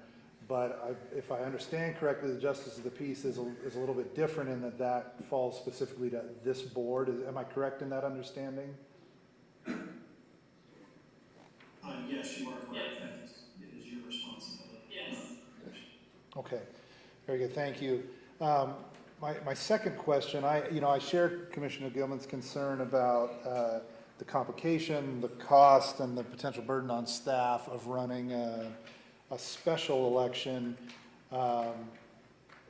Is there guidance given in the NRS around time frame requirements for a special election, and then how quickly that would need to happen, and then kind of piggybacking onto that, if there was a way to group it with the next scheduled election that's coming up, it would still be a special election because the term is technically not over until the end. Is that permissible? Does that complicate matters? Just trying to understand the relationship between calling a special election and the election cycle that we have coming up next year.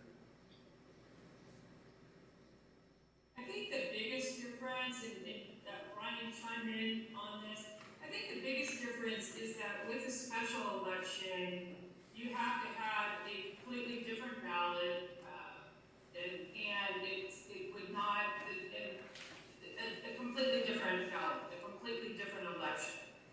You go through a resolution process with the special election, so it's just completely on its own. So with the appointment process, the process would be that this particular office would actually be included in the general election. It's always different with the justice of the peace, or excuse me, the judges, either it be the justice of the peace or the district court, that they file in the first 2 weeks of January, but they still are in the same general election cycle.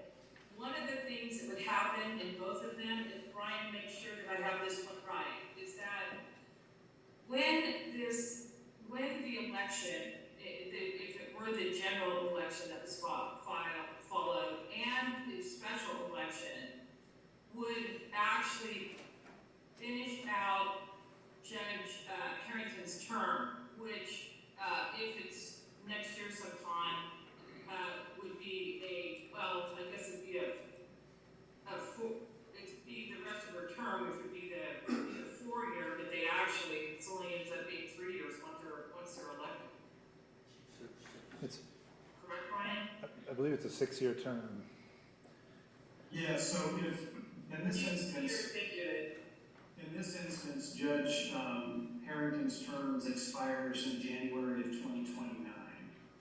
So if you would go the special election route, yes, that's a standalone election. I don't have the exact dates at the top of my head. There are requirements under the NRS of when that would occur, but it would be a separate election. But if you did go that route,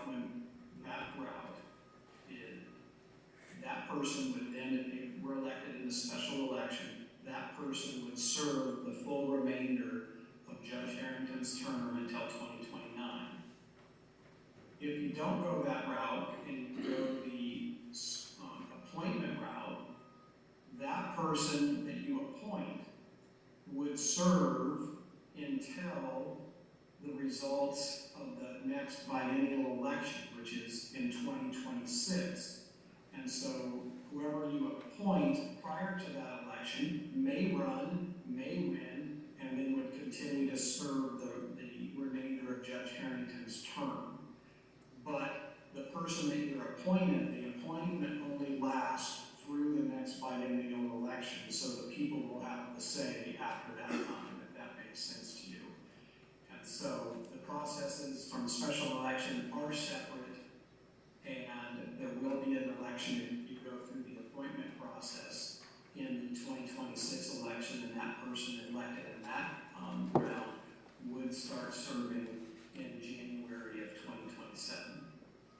Great, thank you. So just to confirm that I understand what you've just shared with us, if we go the special election route, that the winner of that election would serve out the rest of the current term. If we went in the appointment route, that appointment would be effective through the next general election, and the cycle for electing the Justice of the Peace would adjust to a 6-year cycle keyed off of the next general election cycle. I think they end up to be the same date. So either way, that being the appointment, the person that wins the election in November, if the special election goes at the same time or the appointment process, it is to finish out the remainder of Judge Harrington's term, which is, I believe, as Brian was saying, it would be, is it January 2029 or? Yes, that's my understanding, January. Right.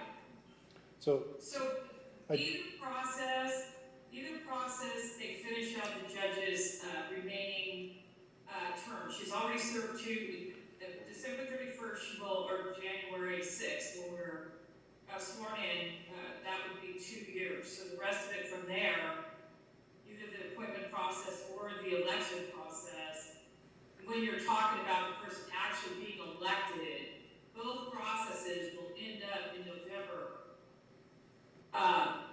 with the person that will fill out the rest of the term.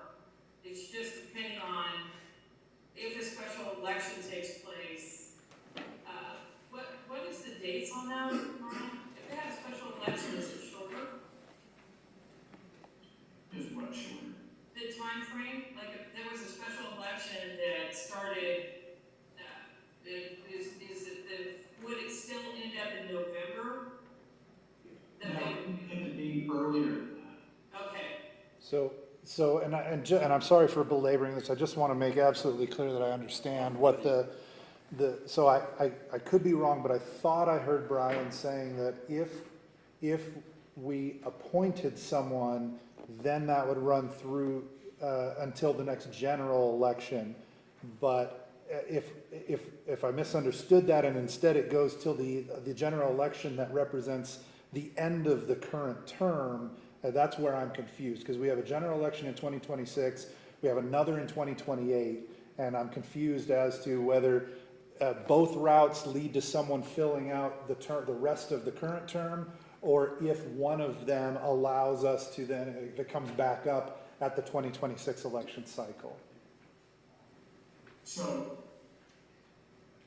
if you do the special election, that would serve, that person elected in a special election would serve through the end of Judge Harrington's term, which is in 2029, and so that person would have to run again in the 2028 election. If you appoint someone, by statute, they must then be on the ballot in the next general election, which is next year in 2026. Okay? So they would be appointed through that election period. If that person is not elected, they'll be done in January of 2027, and whoever is elected will then fill that spot for the remainder of Judge Harrington's term. So they would have to then run again in 2028. Thank you. That's, Jim, does that match your understanding of how the statute is applied? The term is the same. I'm sorry, could you come to a microphone?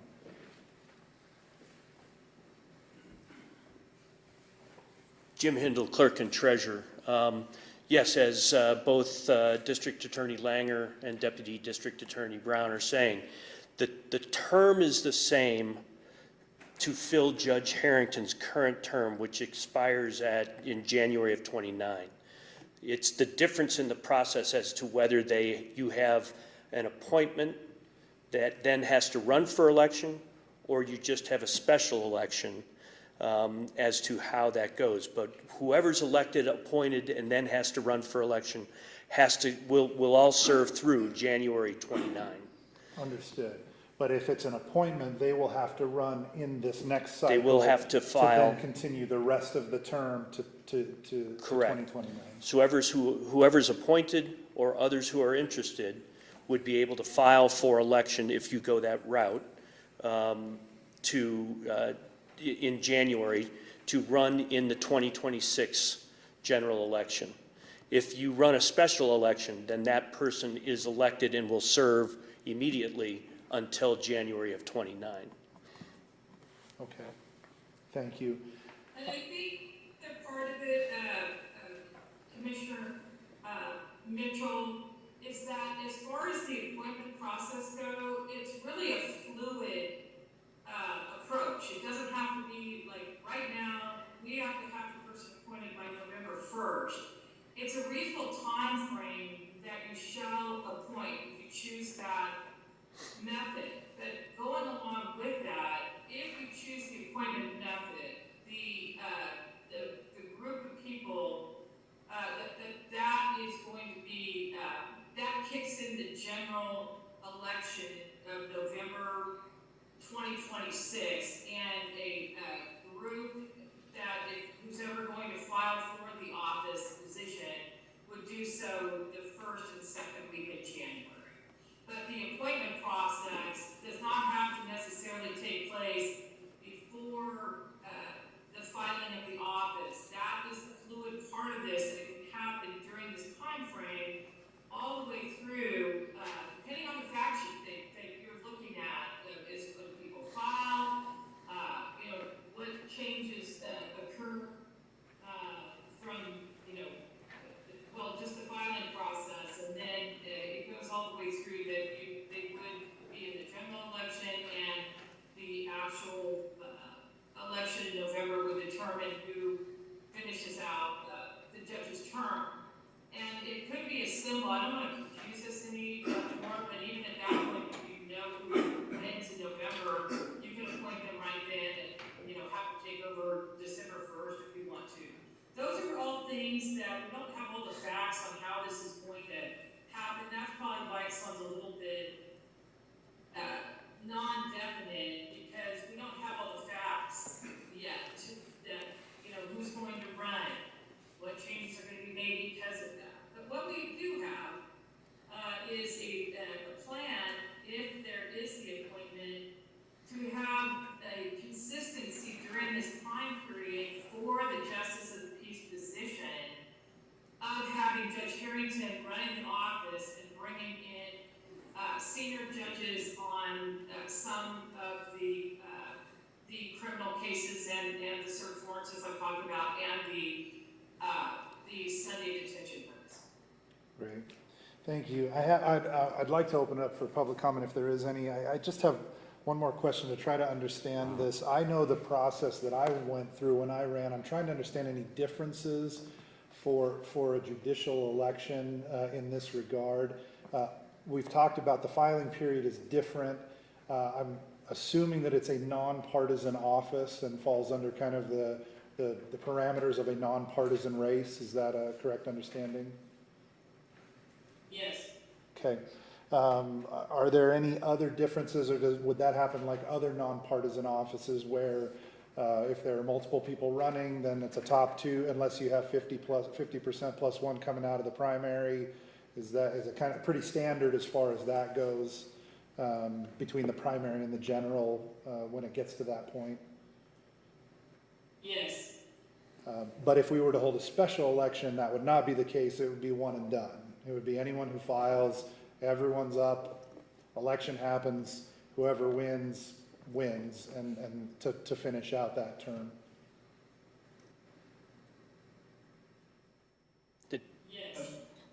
Okay. Yes.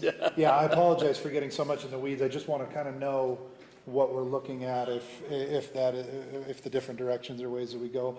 I think I'll pause our conversation. Commissioner Gilman, do you have any other thoughts or questions as of right now? I think, again, with all of this information and this being a pretty tough call and trying to understand all of this legally, I'd like to move this to the next commission meeting so that I can have some time to get my feet underneath me with this issue. Absolutely, and I'm kind of on board with that. I do have one more question I'd like to ask, and I certainly want to open it up for public comment. Is there any public comment here in the courtroom on this particular item? What's that? Yeah, please, go ahead. Thank you, Commissioners. Austin Osborne for the record, County Manager. I respect Commissioner Gilman's discussion, potentially continuing this to the next meeting. I want to thank DA Langer and Deputy DA Brown for working on this. It is very complicated.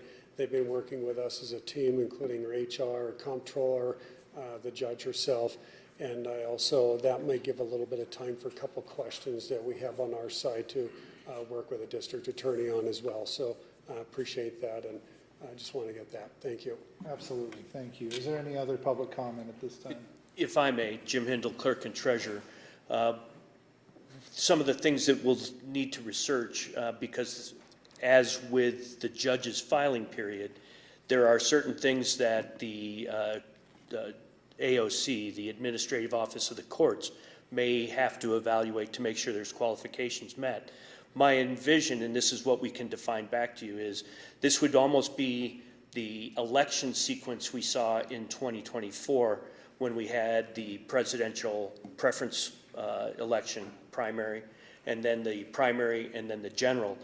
I would envision this is going to be very similar if we go forward with a special election, where we would have an election somewhere December, January, and then you would be on the heels of that planning for the primary and the general. So there are costs associated with that because the election has to be a full election. Even though there's only one person, a special election, even though there's only one person on the ballot, it would be a full election with all 4 polling centers, and I believe early as well as election day voting and mail voting as well. Yeah, understood. Thank you. I'm cognizant of that, and I want to add my appreciation as well to the work that's been done and the advance notice to get this in front of us so that we can start considering all of these things and not be right up against the clock. I think that's very helpful, right? It would be challenging to digest all of this if we were right up against this change. My last question, and then be happy to entertain a motion to continue this item to a future meeting. My last question kind of has to do with a concern that I have. I'm very appreciative of Judge Harrington being willing to help with continuity and continuing to make sure that this essential function runs smoothly. That being said, I think I just want to make sure there isn't ambiguity around authorities in that particular regard. I mean, we know that Judge Harrington is knowledgeable and capable of running the office completely. But if someone were to be appointed to fill the vacancy, they would be fully the justice of the peace and have the rights and powers to direct that office as they see fit.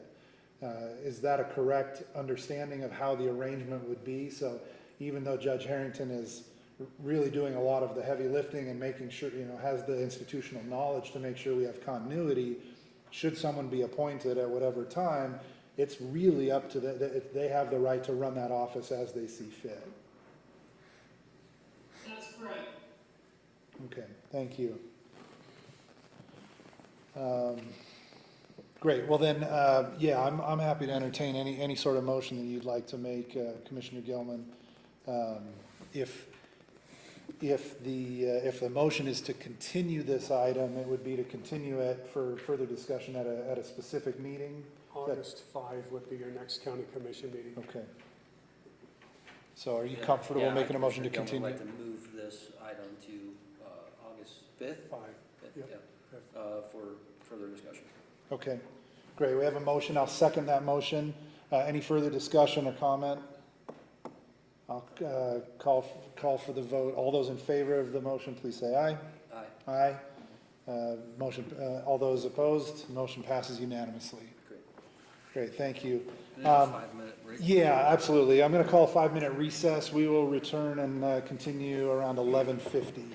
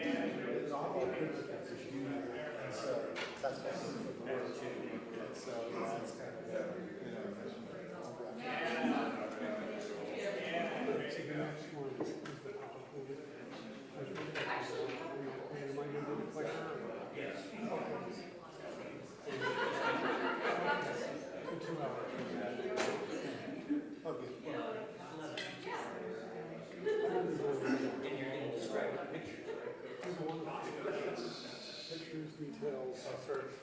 For accessibility reasons. For someone can't see the picture, you need a,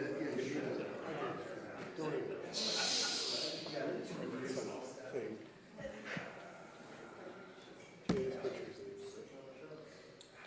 Interesting.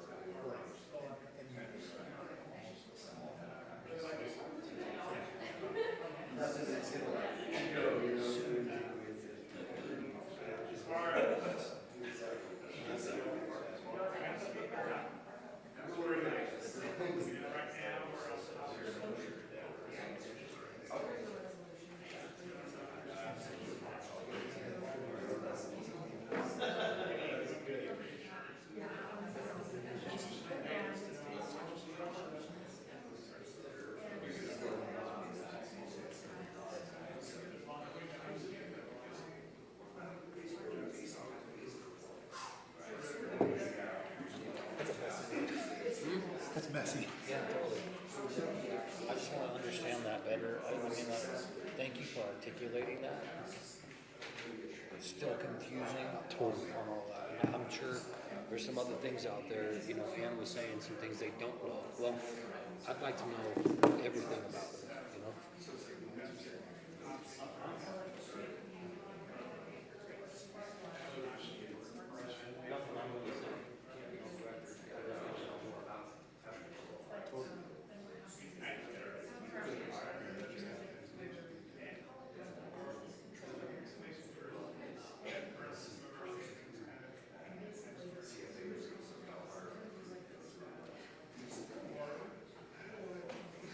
I'd say.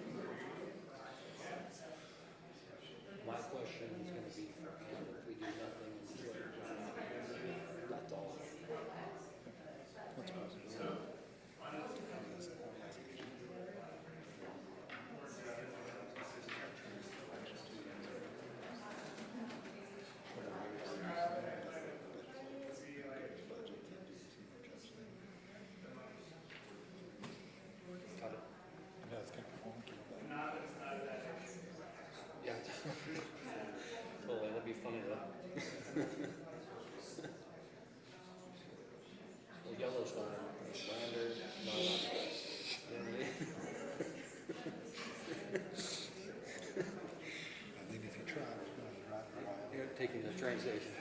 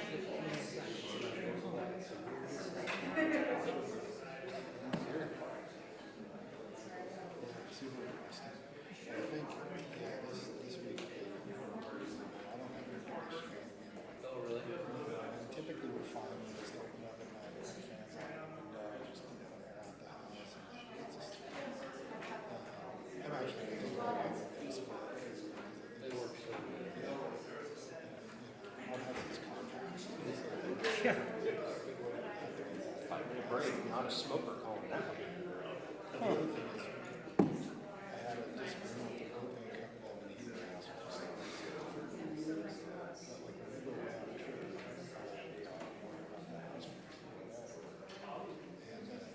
we build a big fire before we get the temperature up. Kind of slowly it comes down. I'm sure. I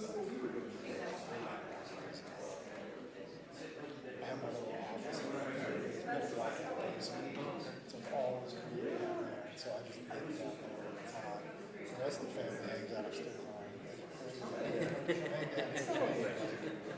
And we have a portable window air conditioner, we can push one of the bedrooms if we live in the back.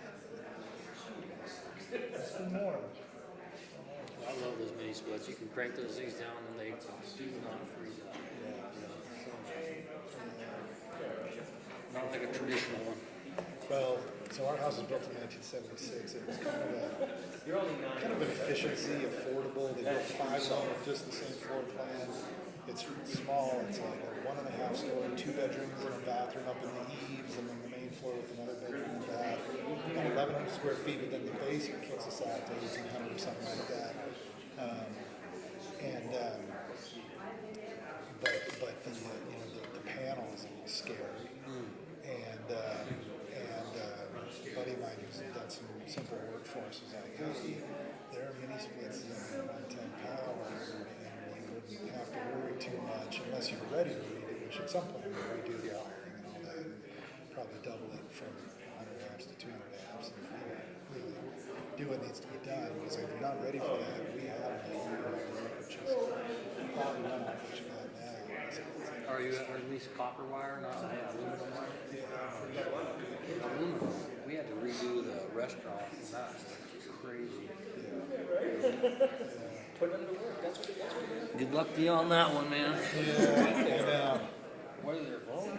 well, there was some really chintzy stuff that previous owners did. I mean, he got into one of the walls and found a post that was holding a beam, and there was a window. And he's like, a good earthquake, and 2 floors come down.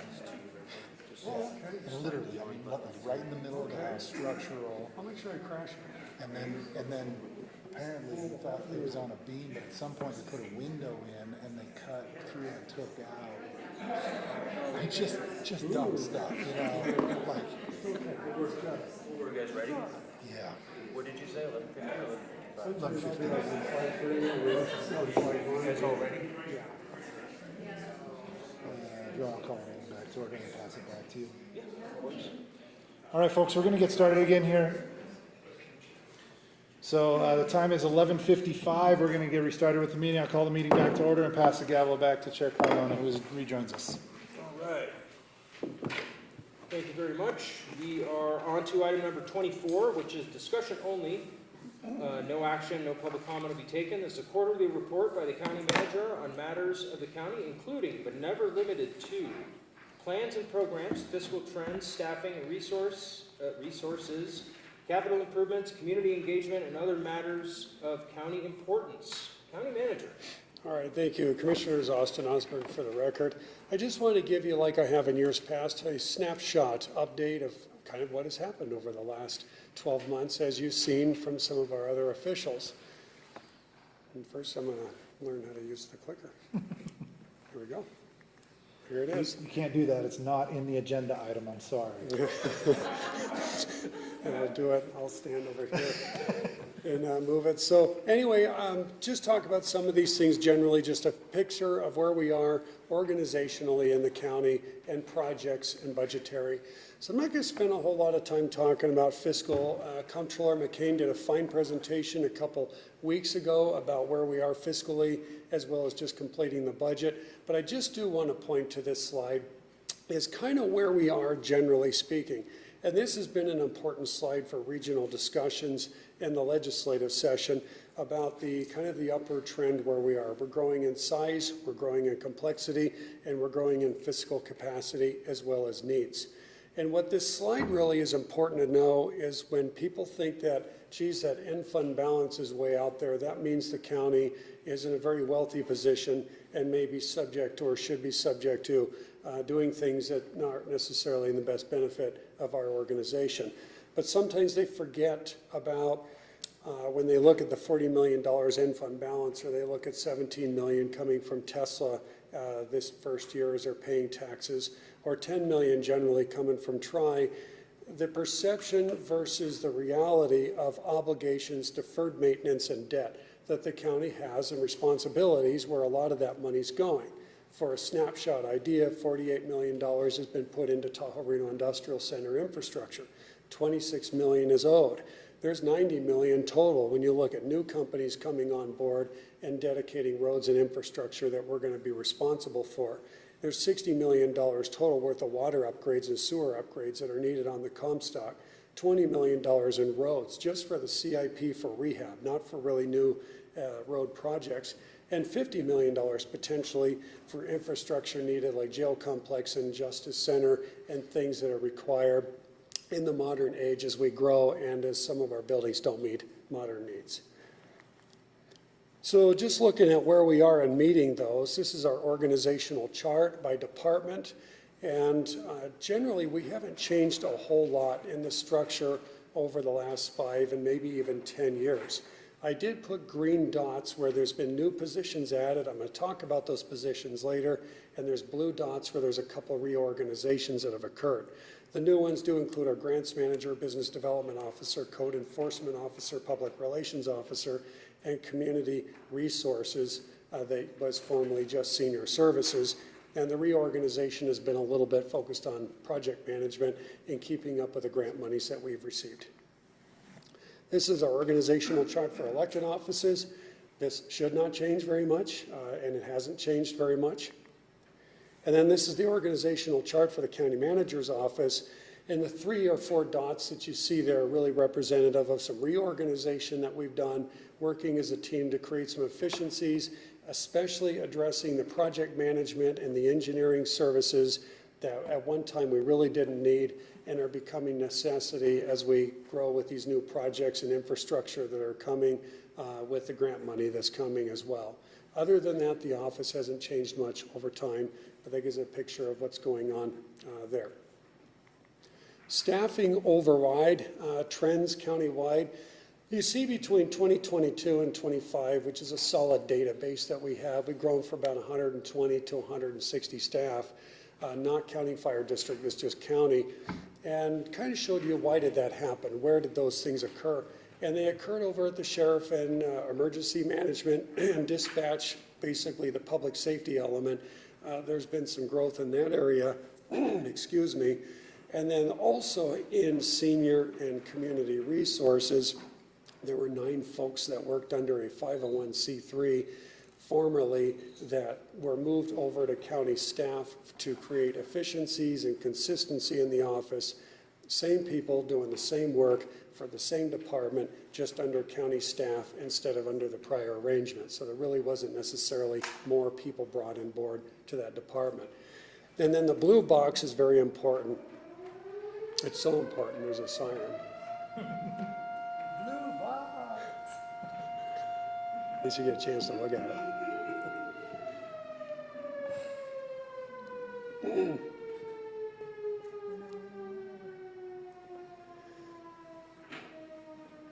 All right, if you're good, I'll go ahead and continue.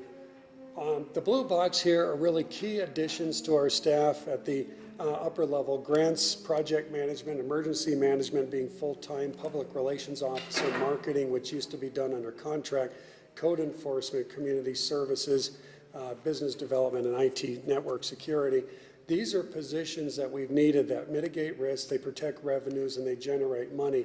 In fact, you look at the grants administrator that's being paid is probably bringing about $25 million worth of projects to the county. And then these other positions are probably saving us from $25 million worth of risk. So there's significant positive fiscal impacts to the county. Here, I'm not going to talk about all of the significant changes to the organization that have happened since 2022, but I'll focus on a little bit. The management structure really hasn't changed a whole lot. We're in pretty much a similar situation that we were from quite some time ago. Senior services has grown into a full services department from newborn all the way up through senior services in communication and working with Community Chest and other organizations, and providing really a full round of services with food, indigent services, nonprofits, all of that. And then the grants administrator is added as a full-time position, like I said, bringing in tens of millions of dollars in grant funds. And then you can see in community development, a major change we have there, as you saw earlier in the presentations today, is code enforcement, a consistent method of dealing with code enforcement nuisances across the county. This is just a little business snapshot of where we are. Laura Mather gave a great presentation on where we are with our businesses and all that, so I'm going to leave it at that. But for the public, if they want to see this as well, those numbers will be there as far as our square footage, our employee numbers, and our business licenses. Next one here is just important to note that how we get things done as a team. We spend a significant amount of resources working with our regional partners. All the sales that you see on this slide are people that we work with, and that really focuses mostly in the yellow on transportation, housing, hazard mitigation, hazard response, health and human services, and an abundance of other services that we do through interlocal agreements, memorandums of understanding, and other arrangements. That's why I talk about projects by community, just the key projects. These are on all of them. But for Lockwood and Highlands to start with, key projects here, obviously the Lockwood Senior and Community Center, that's going to be ages, I think it's very young children all the way up to senior services. This will have a commercial kitchen for food services for the community. You saw from Stacy earlier what her plans are down there. And really what's kind of fun here too is the flood study that we've been doing for years is now becoming almost where it's shovel ready, where now we just need to get cooperation from different entities and get the funding necessary to get the flood mitigation put in place for that community. The next one here is water studies in the Highlands. We've collected enough data, we've built enough databases that you're going to see some requests to come to the board to take that to another level and look at some short, medium, and long-range planning for the Highlands community on how we handle water resources. For Mark Twain, Comstock, and Tri-Center, key projects here for Mark Twain are phased flood work, as you see the picture there on Martin Lane. Jason and his team have been going through and replacing roads and replacing culverts and driveway culverts and other improvements throughout the community. There's also a long-term need there with what Kathy's been working on with her groups, the Dayton Valley Area Drainage Master Plan, which is more of a regional approach to flood mitigation. So that's what's happening there, in addition to community center and senior center upgrades that are occurring in that project in Mark Twain. In the Comstock, we all know that we have water lines and sewer lines that date back to after the Civil War, and there's amount of money being put into getting those things up to par. Our major key projects for the Comstock, in addition to Fire Station 71 for the fire district, senior center upgrades, and flood study and work up here as well. And Tri-Center, the sheriff's substation, and becoming an abundance of traffic signals are happening out there. Projects county-wide, those that are affecting all of us, not necessarily dedicated to a community. The broadband fiber project with lead of Commissioner Carmona and this board has been a very successful project so far. They're working very fast and good. $7 million investment to the entire county and all of its residents. Another is the transfer of the land to the school district that we've been working on for almost a decade that you all approved with Kathy an hour ago. That is great. And then also we know that the county jail, the Justice Center, and some other key infrastructure projects are important and on the project for getting moved forward here. And then also in the last couple of years, a solid waste franchise agreement, which not only was a great agreement, but it reduced fees for residential garbage and increased services. Another project countywide is, per the strategic plan, is trying to consolidate and get all of our offices together under one roof so we can work together, communicate together, and provide a one-stop shop operation for our customers. So we have right now, we're working with a school district with their transfer to their school, the middle school and potentially the elementary school to become centralized county offices. Our entire team are talking and working together with our consultants to look at how this might work, what may not work, if the whole project is going to be good or bad, and then also how we want to handle the future use of this courthouse and other buildings that we're occupying. I want to say, just from our IT department, James has said by putting all these offices together will save us millions of dollars over time in IT, radio, networking, and all of the work they have to do to try to pull everything together, spread out all over the place, might end up paying for itself over time. And that would be the same with buildings and grounds. So this is an exciting project. We're hoping will come online between 2027 and 2028, and maybe actually move in 28, 29. Next one here is requesting federal assistance. I just put here as a list. Anybody can look at any time, but there's about $12 million listed here, about $25 million total in the queue with the work that Sarah and Laura are working on together, as well as Commissioner Mitchell in Washington, D.C. Very exciting stuff. Next here is updating our county codes. We do, as we know, we operate with antiquated county codes, antiquated policies. We've been working very hard to get these things updated, a lot of it with direction from this board. And so we believe in the next 12 to 24 months, we'll have the zoning ordinance, the business licenses, the construction and development codes updated, and trying to make them consistent and easy to use. And then also working, as Commissioner Mitchell knows, on trying to reduce the fees and get that set up for board action here, very likely in March or April or May of the upcoming year. And some key goals that we have outward facing in our strategic plan. I'm not going to go through all of them unless you want me to, but improving housing and regional coordination and transportation are really key on all of that. And that's not just housing for the Tahoe Reno Industrial Center, but it's also housing for Virginia City and Gold Hill for folks that work here in the business and tourism industry, don't have a place to live or are getting priced out. So we're working on that. We know that we're working on getting the Comstock Historic District migrated over to county control. There's a lot of motivation and excitement from the state, from SHPO, as well as from our team on trying to make this happen. And we are in communication with Lyon County that's supportive of it. There's just some fiscal elements that we need to talk with them.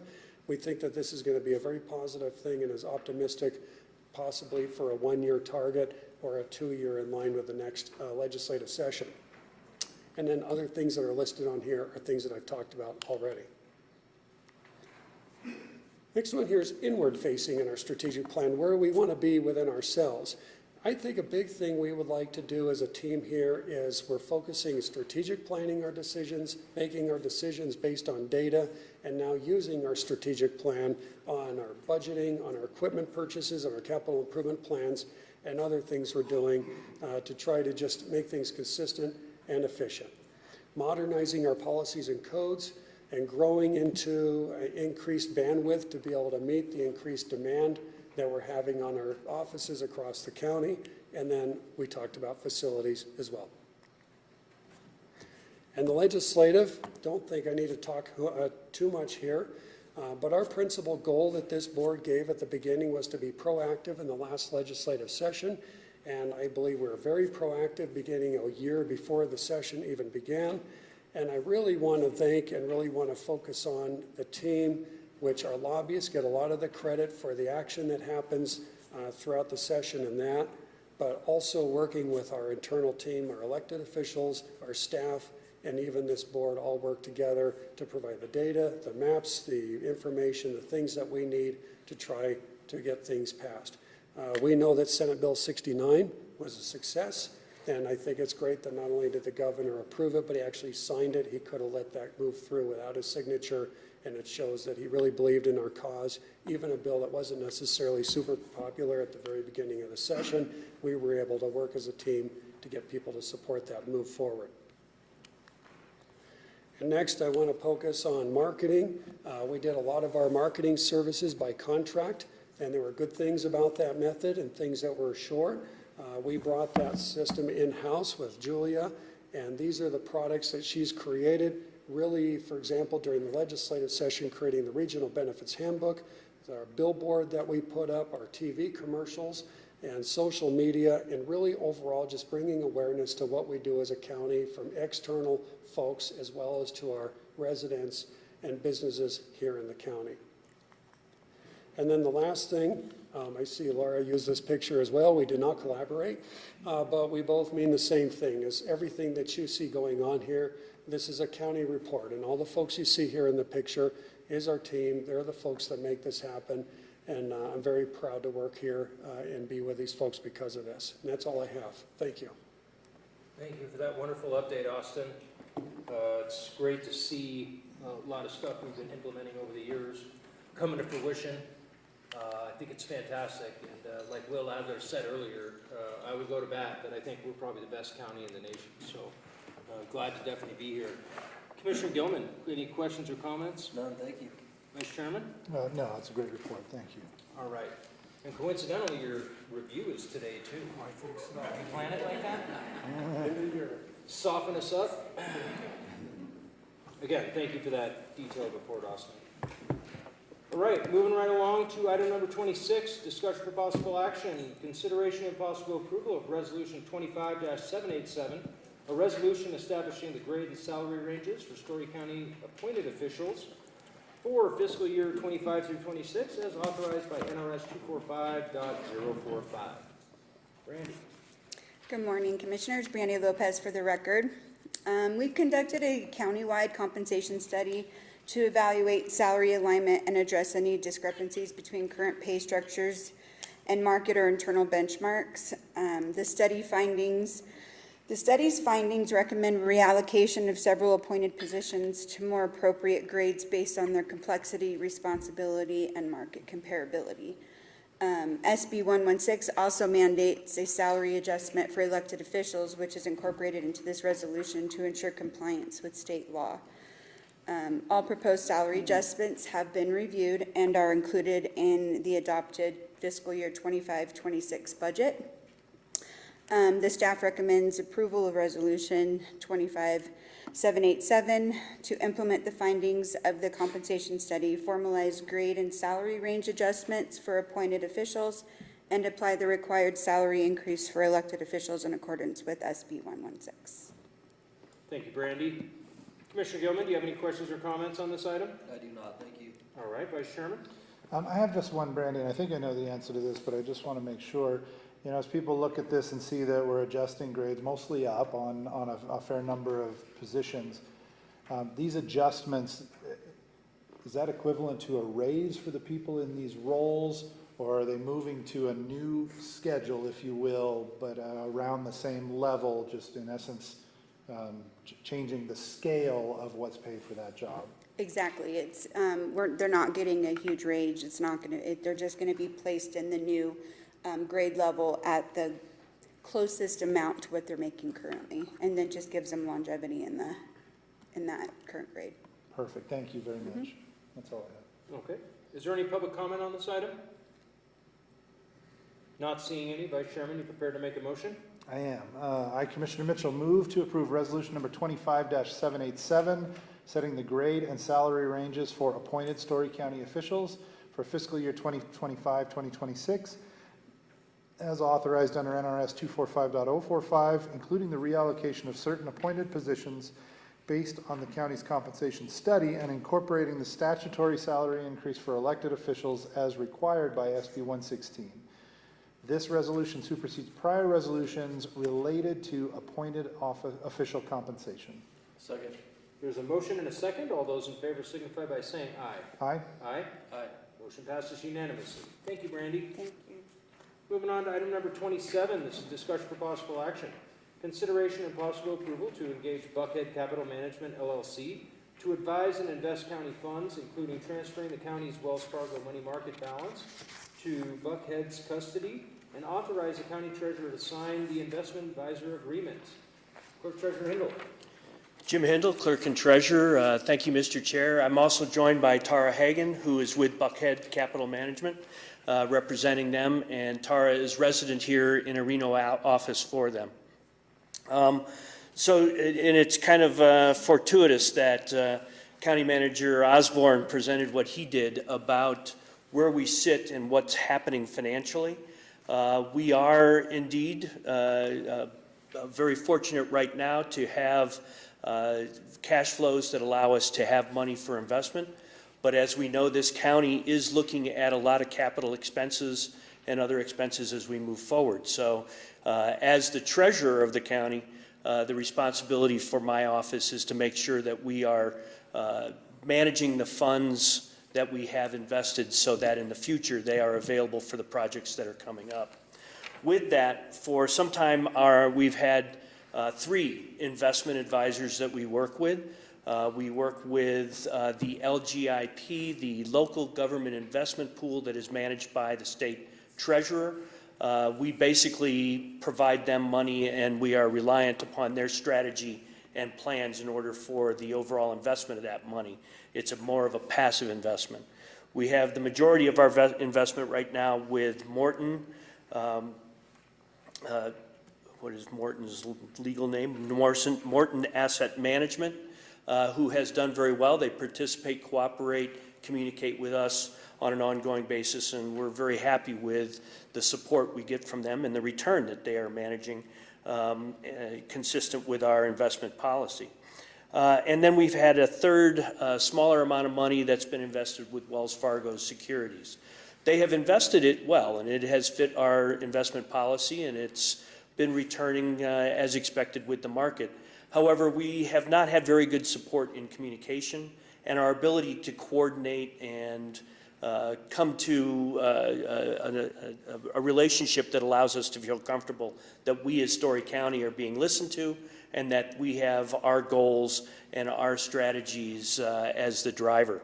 And so what we're proposing here today is that we move our investment from Wells Fargo with Buckhead Capital Management. And I will assure you that we had conversations and talked with a number of other investment advisors as well to make sure that we were doing our due diligence and we were recommending the right move to you all and for the county. And Buckhead has been one that is established a very good reputation with other counties. Other counties are currently participating with them, as well as established a very good relationship between myself as well as Comptroller McCain. We've met with them multiple times, and we feel very comfortable with the support that we get. The other aspect of it that makes us very comfortable with this recommendation is the fact that while Buckhead is corporately headquartered in Atlanta, they have invested in a local office and local representation, as we have Ms. Hagan here with us today. And that shows their commitment to the state of Nevada and the clients they have in this area. So with that, you have the staff report in front of you. We're recommending that you provide myself as the treasurer the ability to enter into the custodial agreement with Buckhead Capital Management and to start moving funds out of Wells Fargo to Buckhead's management. Thank you, Jim. Commissioner Gilman, do you have any questions or comments at this time? I do not. Vice Chairman? No, I'm good, thank you. Is there any public comment? Not seeing any. Vice Chairman, you prepared to make a motion? May I add one additional comment in there, if I may? There was one caveat in the agreement that the DA's office in their legal review highlighted, and that was within section Q of the agreement, where it was saying that this agreement was under the laws in Georgia, and we recommended to Buckhead Capital that we modify that to be under the laws in Nevada, and Buckhead has agreed with that and says that that's not a problem. Great, thank you. Where do we leave off? Making a motion. Great, thank you.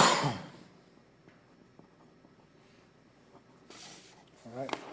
I, Commissioner Mitchell, hereby move to approve and authorize the county treasurer to execute the investment advisor agreement with Buckhead Capital Management, LLC, and to initiate the transfer of all county funds currently held under the management of Wells Fargo Securities, LLC, to the custody and investment management of Buckhead Capital Management, LLC. And I would note, as part of the motion, the modification of section Q of the agreement to make the agreement subject to the laws of the state of Nevada. Second. There's a motion and a second. All those in favor signify by saying aye. Aye. Aye. Aye. Motion passes unanimously. Thank you for taking the time to come up. All right, moving on to item number 28, discussion for possible action, consideration and possible approval of the annual review and evaluation of performance of Austin Osborne, County Manager, for the time period of July 1st, 2024 through June 30, 2025. The board may, without further notice, take administrative action against Austin Osborne, County Manager, if the board determines that such administrative action is warranted after considering the character, alleged misconduct, professional competence, or physical or mental health of Mr. Osborne. At the end of the annual performance evaluation, the board has the right to make changes to the existing goals and objectives of the position, the right to determine whether or not to provide a merit increase or bonus or other compensation adjustment, the right to take adverse administrative action up to and including termination or any other such action deemed warranted by the board. Brandy. Good morning again, Commissioners. Brandy Lopez for the record. The county manager's annual performance evaluation is due once again. Yay! First, I would like to say the county manager, Osborne, has been notified of his rights per state law and has agreed to them. The evaluation format that we're using today is the same that you've used previously, and it is up to the board to determine how you would like to proceed. You can go through each line item and talk about each area, or you can just go together holistically and just an overall evaluation. If the evaluation is deemed satisfactory or higher, Mr. Osborne will receive a step increase consistent with the amount given to non-represented personnel. Currently, Mr. Osborne is currently placed at a grade 161 step 7 with an annual salary of $187,759. If the evaluation is satisfactory or higher, he will move to a grade 161 step 8 with an annual salary of $194,331 effective July 1st.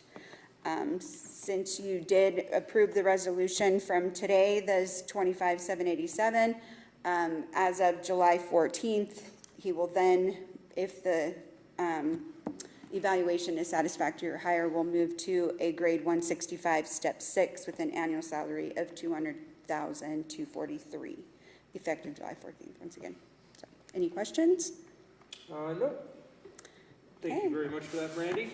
Take the floor. My fellow board members, I would suggest that we holistically handle this as opposed to going item by item. Unless there's objection to that, I will kick things off. You guys okay with that? No objection. Great. So I've had the pleasure of working with Austin since 2019, and his overall work ethic is bar none. The guy is as dedicated to this job as I could ask to have any county manager be. I've seen a lot of growth with Austin, all extremely positive. You know, we have been through a tremendous amount of experiences during these last 6 years that Austin's been the county manager, from COVID to conveniently forgetting a lot of these other catastrophic things that have gone on in Storey County. But every day he is here, smile on his face, ready to get the work done. And I can tell you, I I really would not want to be doing this job right now with anybody else in the county manager's seat. You know, there's a lot of learning on the go, and Austin continues to amaze me. So without getting too gushy with County Manager Osborne, I'll leave it at that. Commissioner Gilman, it's up to you, my friend. You know, I second what you just said. On top of that, you know, I've worked with Austin a lot, and he's attentive and responsive, and definitely helps you understand some of the things in the county when you call him to ask him questions, and that's just so valuable to us. As well as I've met several people outside of the county, and they joke about stealing him away for their county, and where I believe that is a joke in some cases, I also believe that they're partly serious about that because what we've accomplished and due to his efforts. So that's what I want to say. Thank you. You want to give us the names of those people threatening to take them? Vice Chairman?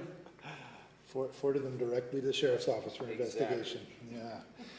Well, you know, I was feeling pretty good coming into this meeting. I just had one note. And now I'm not so sure because that note was set a goal to avoid long presentations with lots of slides. And on that previous item, no, I'm just kidding. I'm thoroughly satisfied with the job that Austin's doing in reviewing kind of the different categories here. I find him to be distinguished or excellent in all of those categories, and I'm happy to continue with him in the role of county manager. Thank you. Is there any public comment at this time?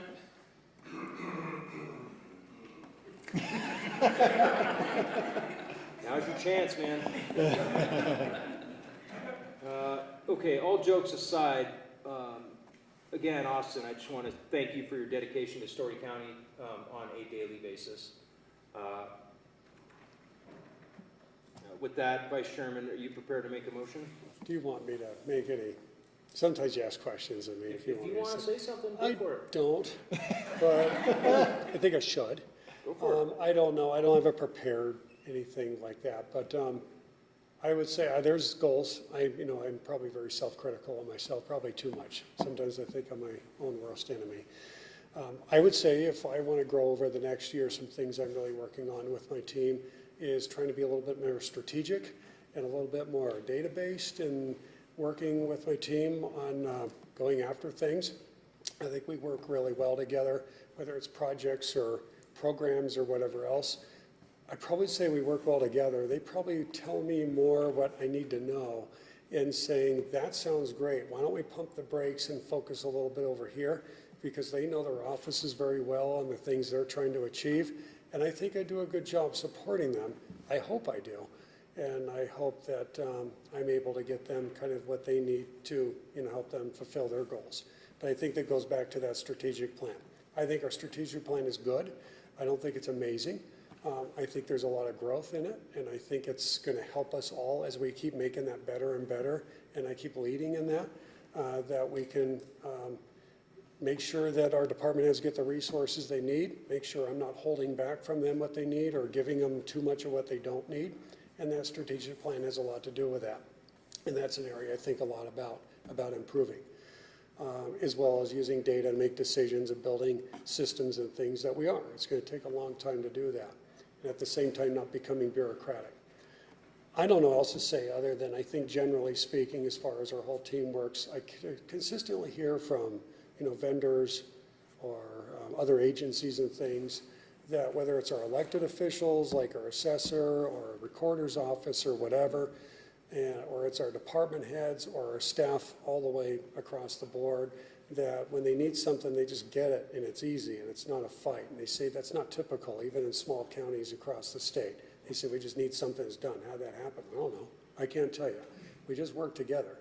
And so I'm really very proud of that. And I'm proud of the fact that all of our folks, including this board, you guys work together. You're not bickering and fighting and playing games. You don't always agree with each other, and that's okay too.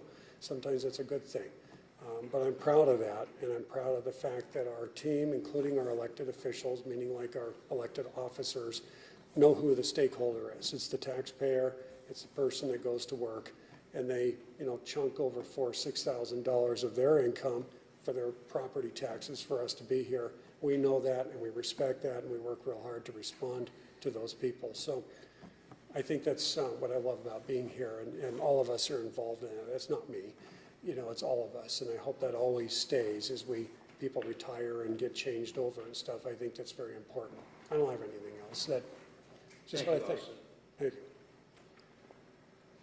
Vice Chairman, you prepared? Yeah.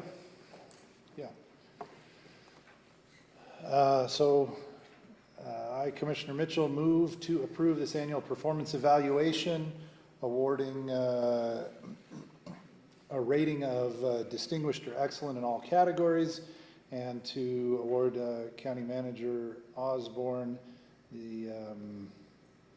a merit increase as is customary. Second.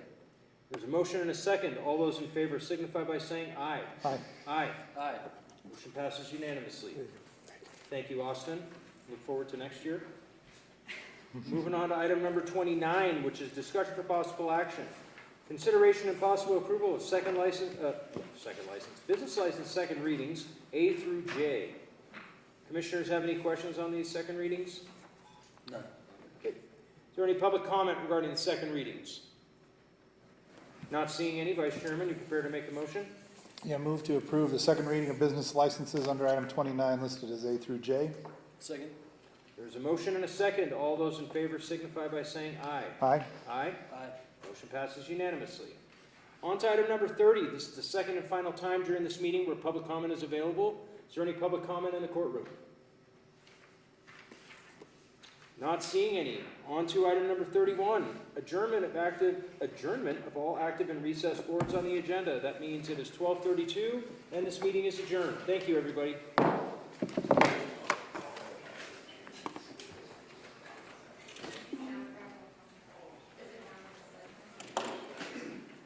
Thank you for keeping me.